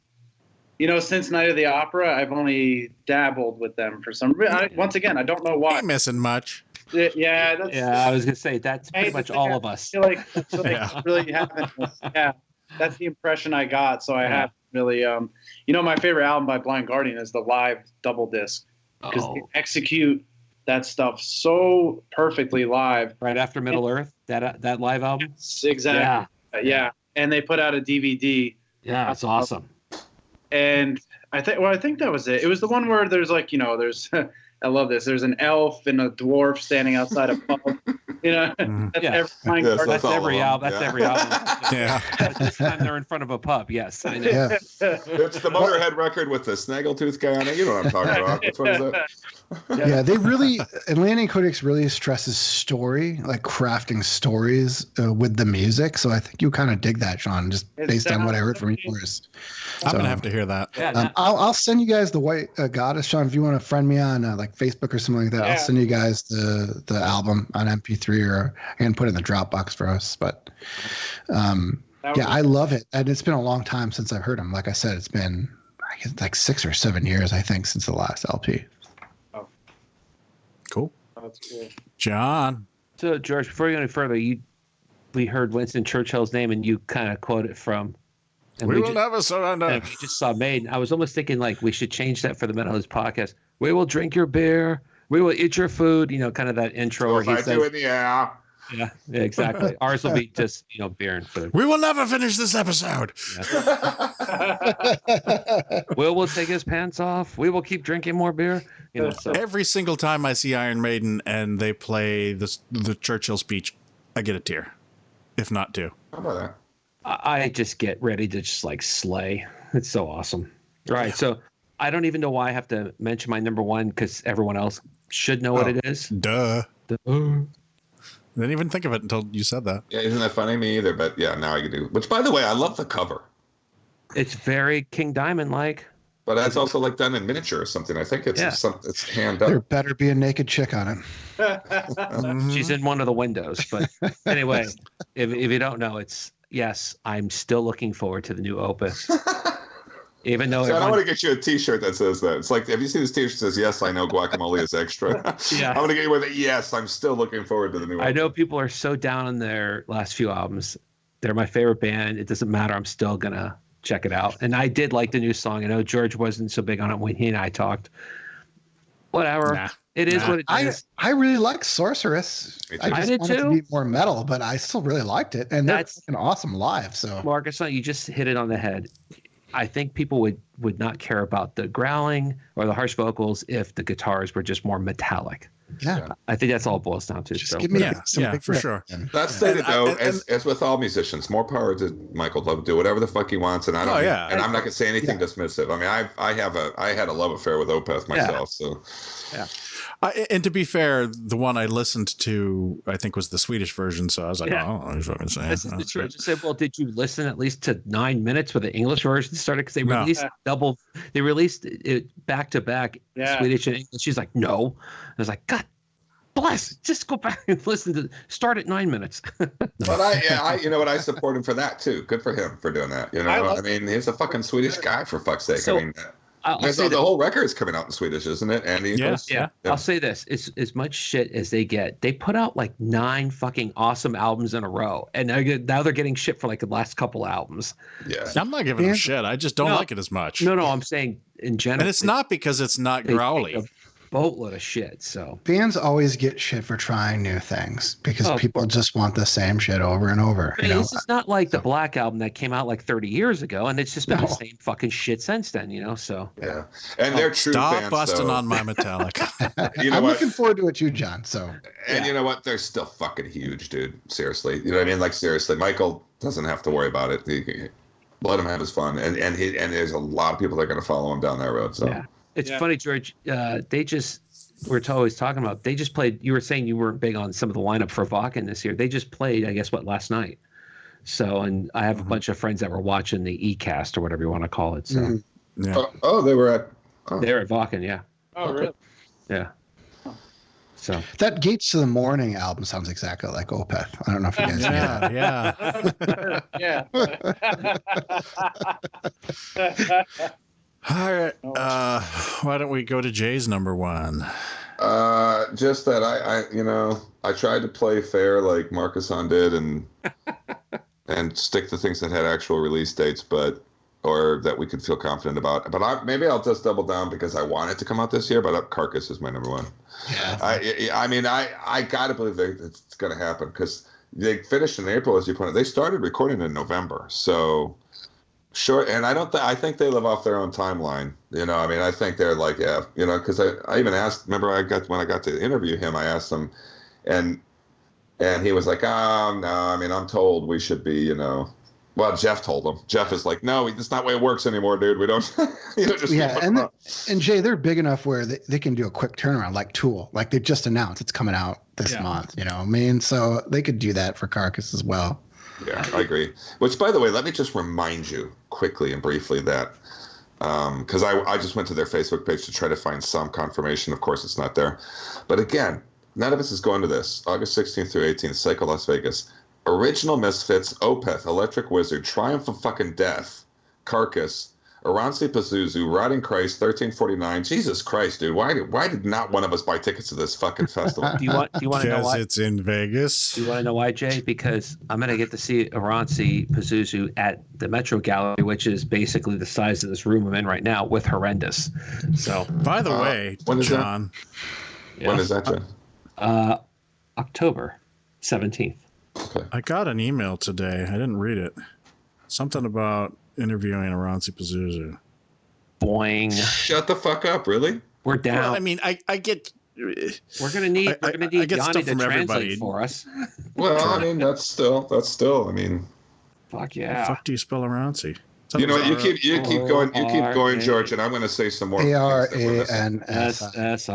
Is it 2 N's or 2 S's? 2 N's. Should be 1. Ah, okay. So okay, I'm gonna keep talking. Electric Wizard, High on Fire, Goat Horror. Jay, it's a total killer lineup this year. It's crazy. Insane, Wait, there's dude. more? Holy shit. Oh, it's a Old huge Man lineup. Gloom, who I love. I'm just trying to go through each day here. How are you not going, Jay?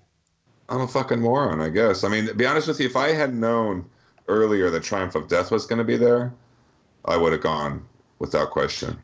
Jay, when is that taking place? August 16th through 18th with a pre-show on the 15th. 2 weeks. I mean, seriously, dude, it's off. It's Psycho Vegas. Honestly, dude, you just can't believe it looking at this lineup. I mean, the fucking original Misfits are fucking headlining Saturday night. Is it me or is that festival getting better every year? It's getting better every year. You'll remember I almost went last year, but thank God I didn't because Witchcraft canceled, and that was the whole reason.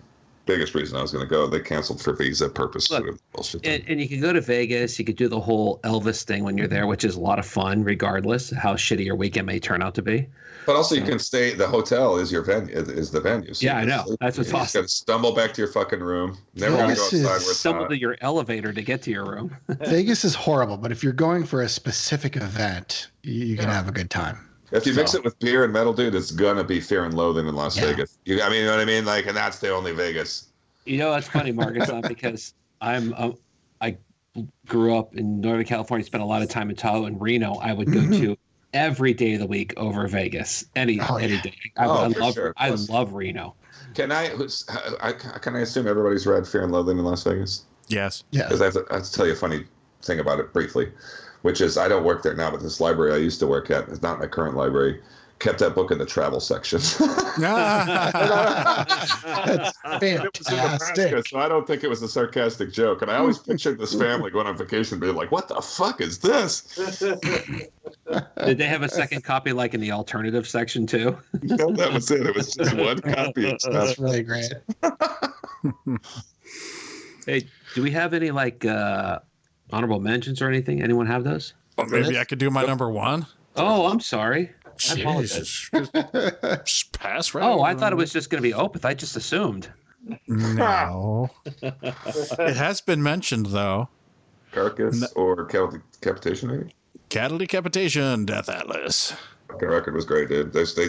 I'm glad that made your list, George, because I went back and listened to Anthropocene again after the trailer came out. And I was reminded by how very fine a record that is. It's so good. First metal show I ever went to, lineup, Vader was supposed to play, but I don't know what happened to them. And so some band from Philadelphia, Vicious Circle, filled in. And I don't know who they are, really, but they were good. They were good that night. I was 14. My dad drove me in. It was at BB King's in Times Square. So it was supposed to be Vader, but ended up being Vicious Circle. Then it was Cattle Decapitation, Goat Whore, and I love the first Goat Whore record. Which is in the Black. I'm not a huge fan of what they did after that album, but that album is like a black metal go-to for me. Maybe even top 5. I love it so much. Then Misery Index, who I love too, and Napalm Death. That was my. Oh, that's a great fucking show. Hell? Is that a festival they had there that night? No, it was almost. it's supposed to be Vader, Cattle Decapitation, or Misery Index, and Napalm Death. A hell of a show. It was 2000. No filler there. No filler at all. 2004. I don't know. You might want to check in on Cattle Decapitation. They've grown, man. And I haven't really paid too much attention to them. Not that I don't like them, but I haven't. Maybe I should really. Anthropocene. You might try Anthropocene Extinction. That last record. That's a killer lineup and way cheaper than a Metallica scam ticket. By the way, it was probably $20 back then. Yeah, probably $20. Yeah. All right. Small venue too. Small. Well, a fine choice, George. Yes. All right, let's move on to what we are listening to lately.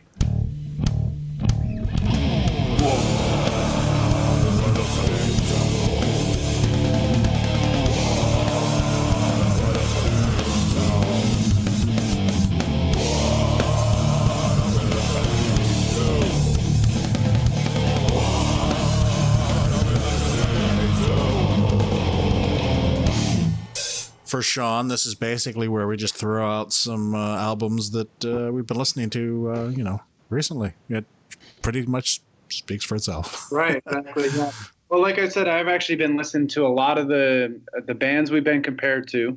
Like I said, Akrokaki is now one of my favorite bands ever. I can't believe I missed them. We saw them at Death Fest a couple of years ago.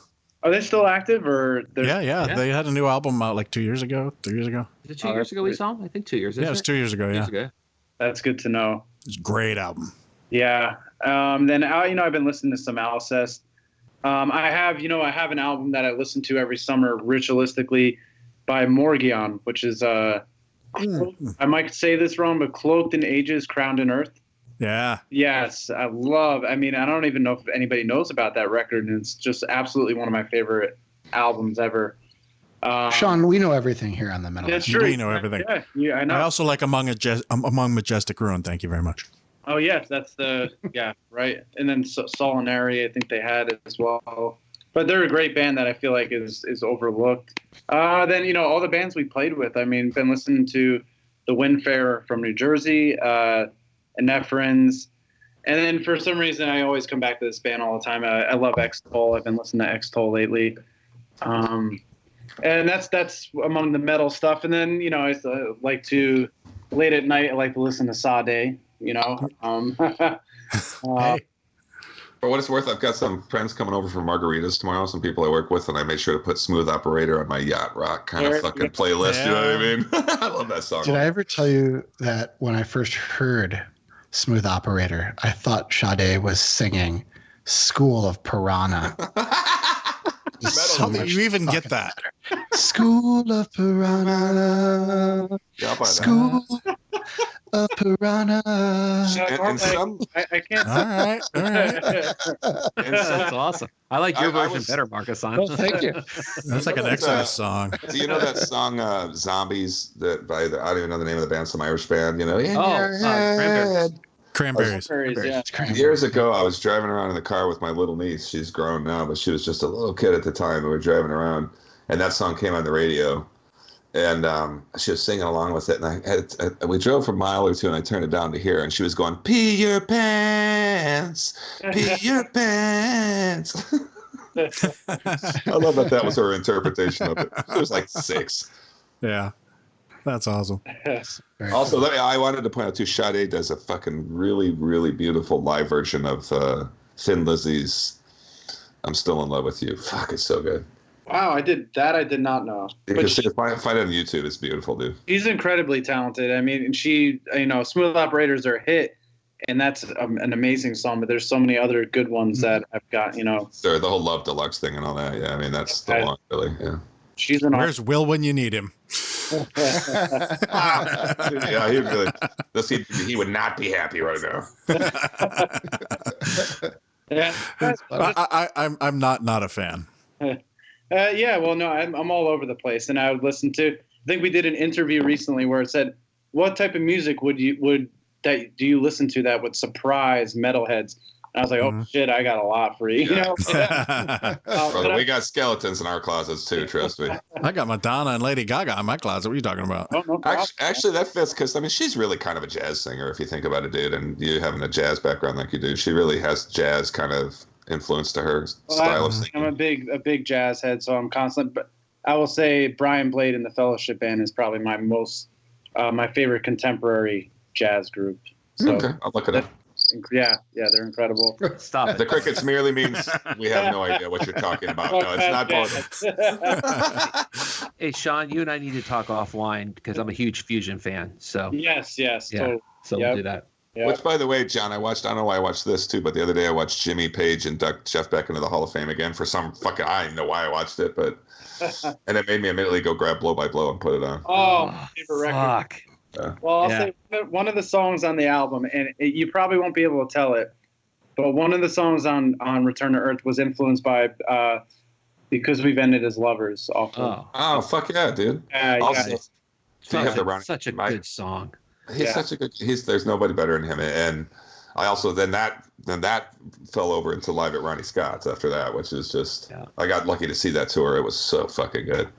So yeah, I was lucky enough to see Jeff Beck live once and see Alan Holdsworth once, and I figured I don't need to see anybody else play guitar ever again. You're done. I saw those two guys. Yeah. So, Nice. Awesome. yeah. Marcus, what have you been listening to, brother? What I've been listening to. So, with the news of Merciful Fate reunion, I've been playing their entire catalog. So specifically, Melissa and Don't Break the Oath. Shout out. I need a yellow shirt. I don't really wear anything but black, but I kind of want that yellow shirt. I got your back, buddy. I'll hook you up. Sweet, hook you brother. up. I know a guy who sells Canadian larges, so I might be able to hook you up. Canadian larges, yeah, bear size. Atlantean Codex, The White Goddess. I mentioned this earlier. So since it's been like 7 years, I'm throwing on their last album, and I just love that one. I've been listening to an album by the group Mare. I don't know if you guys know this band. I know. Yeah. So they only did one album. It's this post-metal / progressive sludge EP from 2004 that was released on Hydra Head. And I thought it was really ahead of its time. I loved it when it came out, and I revisited it a lot. But a couple days ago, Decibel posted a retrospective on the album saying, like, this is an album you need to know about. And I definitely agree with that. So I've been rocking that out again. It's a real shame that band broke up, although I did hear that a couple of members, like, reformed, but I haven't heard any new music from them. Autis by Ceremony of Silence. This is a new album that I missed earlier in the year. Like I said, we can't listen to everything. We try to. But sometimes we're going to miss things. Some stuff's going to go through the cracks. But if I would have heard this, I probably would have put it on my mid-year list. It's tight, bombastic shot of blackened death with a healthy injection of technicality. And I just love the album so much. And I've also been listening to a lot of albums from your guys' lists, right? Just like Metalheads Podcast listeners. We did our top 25, and there were records that you guys mentioned that, I hadn't heard or I didn't give a good shake to. So one of them that I've been listening to is They Came With Sunlight by Savor. And Matt mentioned that on his list. And I really like this album. It's like super chunky, like chunky peanut butter, heavy riffs to this album. It's quite good, and I don't think I would have ever even found it if not for Matt. So I still have to go through everybody else's lists, but I love that part of it, because even though we're on the Metalheads podcast and we get all these albums and we're always looking for new albums that we can talk about on the cast, you still get surprised by everybody's picks whenever we do an episode. So thanks, guys. Right on. John. Cool. So my first one, we've mentioned already, Arctic Sleep, Kindred Spirits. And I want to mention this because I sent George a message today because we were discussing, for tonight, I don't know what we were talking about. And I sent him a quick text. We're talking about Sean. Yeah. That guy in the bottom left-hand corner of the screen. And that guy does the nudie art in his covers. Yeah. And I sent George a message and it said, damn that Keith. And Keith from Arctic Sleep had just posted a thing about he had a special on his last 2 vinyl albums for $25. I was like, well, I'm not going to turn that fucking down. Because I have them already? Not on vinyl, I didn't. And I'm a junkie. I got a problem. So I was like, I'm going to jump on that. But what I found funny is if you know anything about the new album, he dedicated it to his cat. Am I right, George? Yes. Yoda. Who had fortunately crossed the Rainbow Bridge while he was doing the recording. I literally hit purchase or send, and my cat walked in and yelled at me literally as I did that. And I was like, okay, that's way too much synchronicity, which we've been talking about this whole Chapel episode. Perilous. I think you just gave Sean a new song. But here's the thing, as anyone who's a cat owner knows, it didn't stop there. It just kept going on and on and on. And then she got pissed and left because I wasn't paying attention to her. So typical. Anyway, that's my diatribe about Arctic Sleep. Russian Circles, I've listened to a lot, even though it just came out. I've spun it a few times. Obviously, the Two Mole I've spun a ton of times.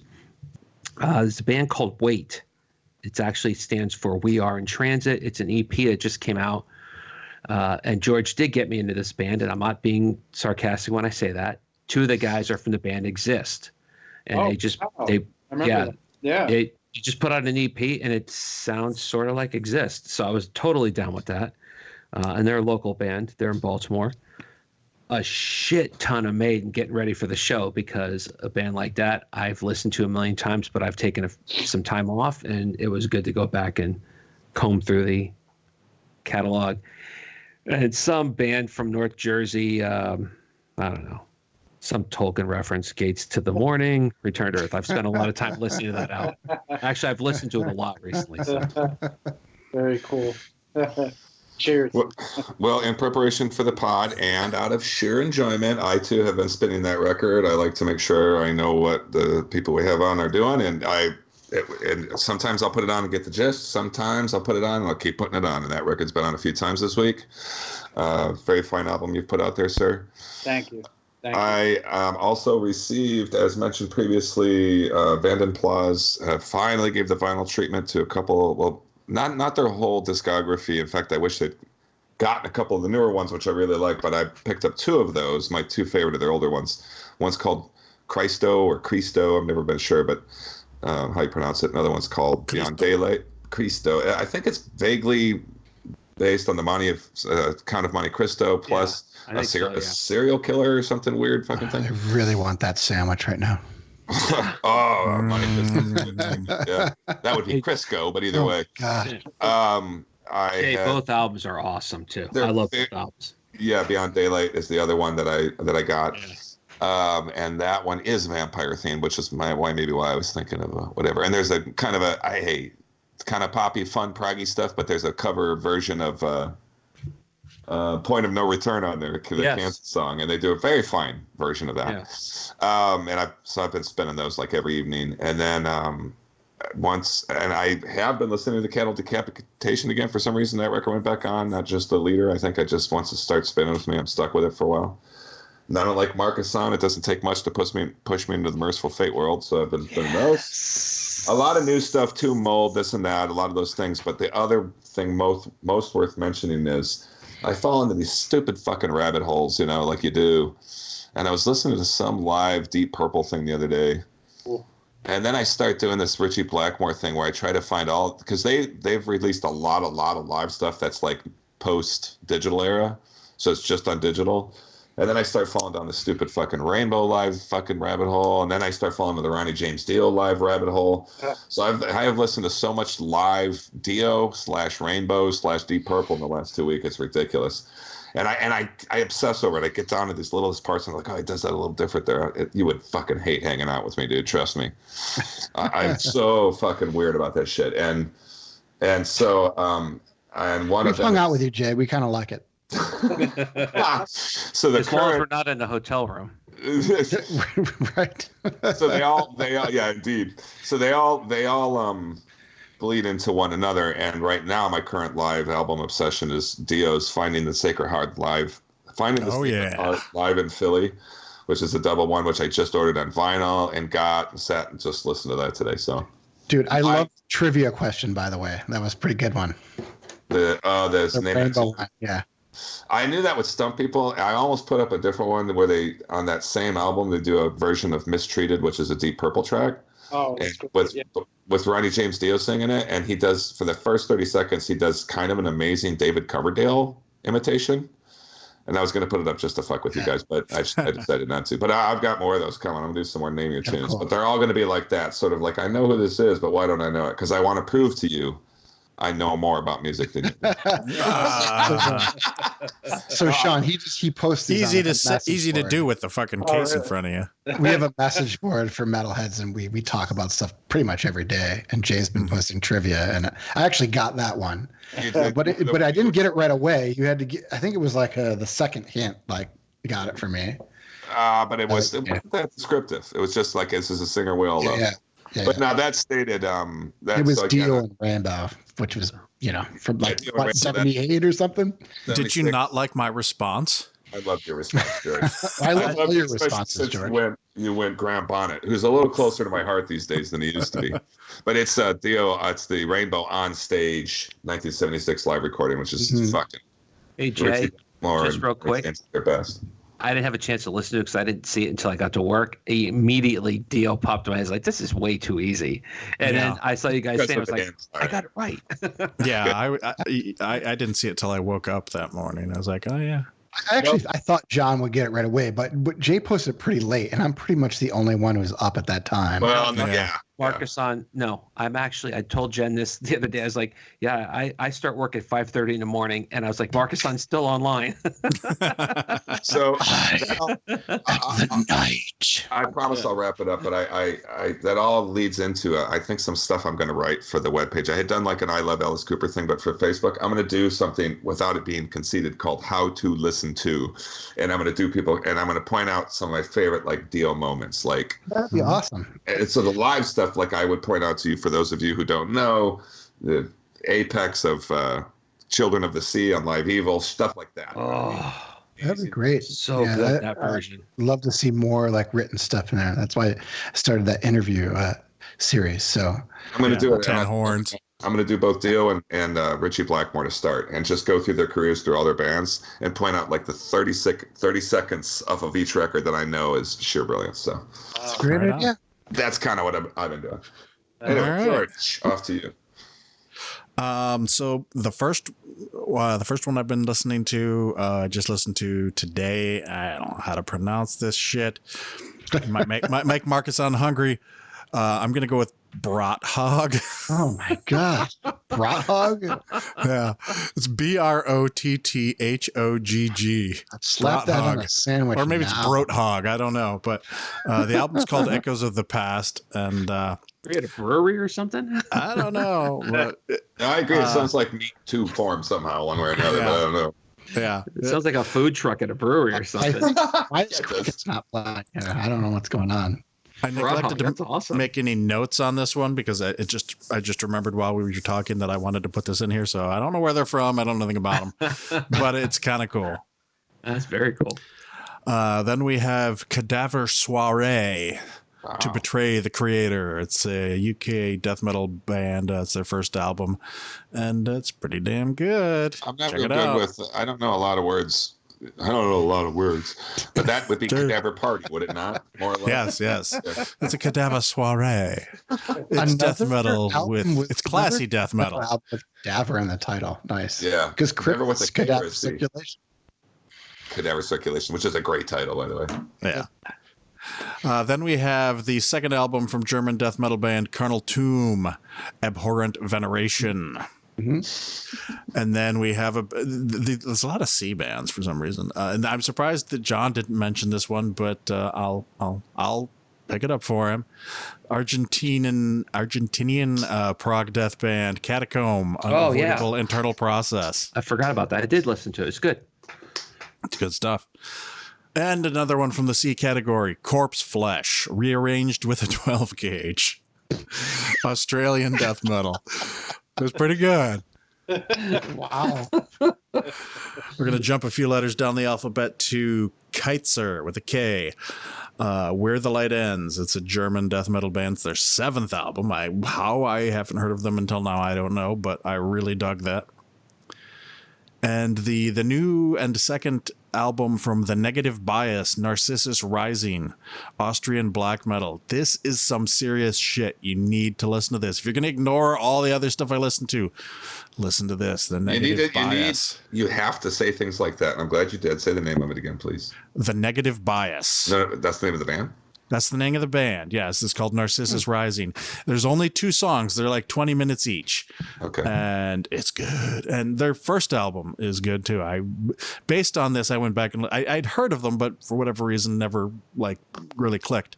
And so I went back and listened to the first album too, and it is also good. So check them All out. right. Will do, George. On it. And finally, my last choice is the second solo album from Raga Johansson, Entrance to the Otherwhere. He is like the Swedish death metal king. He is in like 50,000 bands, Down Among the Dead Men, Revolting, Paganizer, Rib Spreader, more than a dozen other bands. This guy is consistent and prolific, and you should check this out. I like that record too. I think it was in the box or something a while back. It is. We've had it a long time, yeah. Yeah, I've listened to that one. It's good. I enjoy it. Yeah. All right. And there you have it. Woo!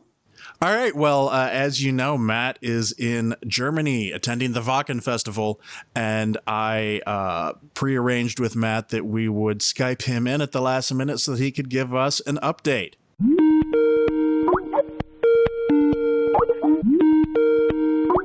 This is Matt. So, Matt, what are your impressions of Wacken this year?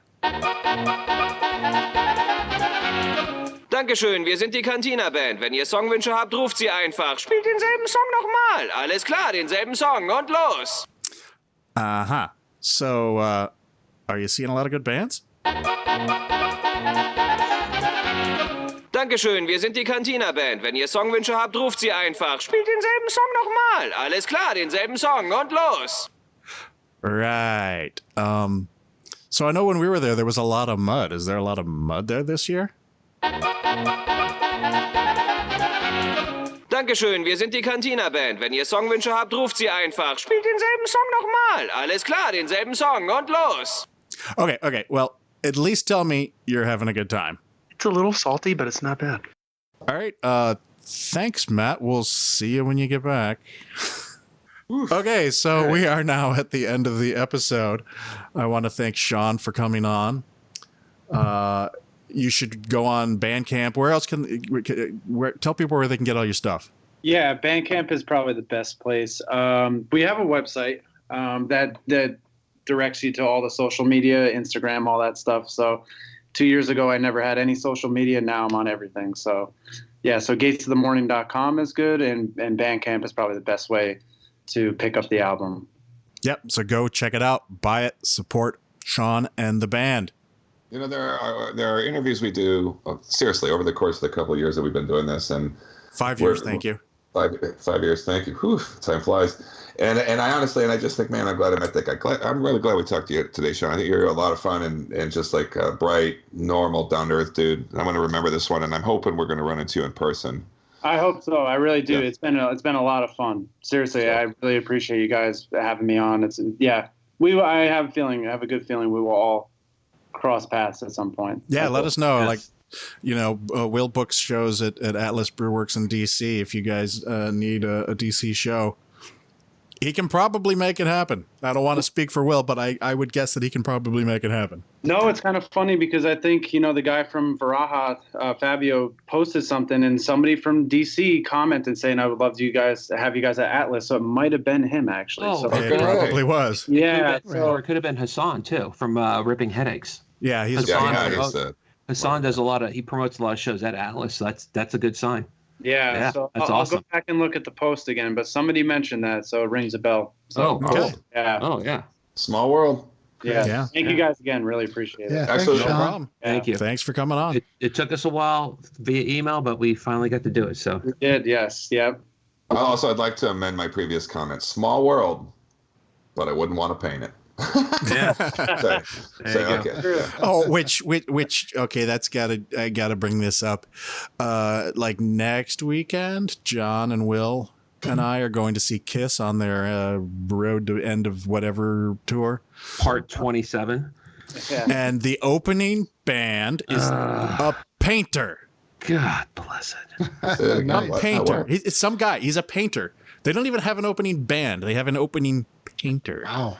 You can He's do going to that. paint scenes from the tour or something. I assume there's going to be a lot of boobs. Well, that Please sounds let it- way more. I would definitely see the painter over Kiss. So that sounds We're really like, good. what could be more slow and boring than watching Kiss? Literally Watching paint dry. Indeed. But please let it be some stand-up comedian who's basically doing the Bob Ross thing. You know what I mean? That would be fucking brilliant. Hey, I'm going to a Bob Ross painting seminar or something like that coming up in the fall. Really? Yeah. Jen and I, Are you gonna learn how to talk in whispers, John? I thought he was dead. He is. Yeah, he's They're- dead, yeah. they're- But that doesn't matter. no, But his method lives on, George. no. Apparently, his artwork is not. He explicitly said he didn't want it to be displayed, but there's one caveat that can do it, and so there's going to be a huge thing here in the DC area about him. Wow. So, yeah, so we're going. Fuck yeah, All man. right. That's If I cool. can paint happy little trees and I can't draw a stick figure and I can pull that off, Well, hell, I mean, I have no artistic talent whatsoever, but you throw a little wine in me at one of these paint and drink wine places, I'll do it. And, you know, that guy I accidentally created a panopticon artwork. So, you know, what Yeah. are you going to do? this dude painted majestic scenes in 30 minutes on television with no commercials, by the way. Public television, yeah. I'm down. Incredible. He's incredible, Bob You Ross. got to let us know how it goes, John. Yeah, and I want to have that big ass afro too on there. So All right, Afro. I always get out when we start talking about big ass Afros, so I'm going to check it. All right. Thanks a Until lot. next time. Thanks again, Sean. Thank we you. remain the Metalheads Podcast.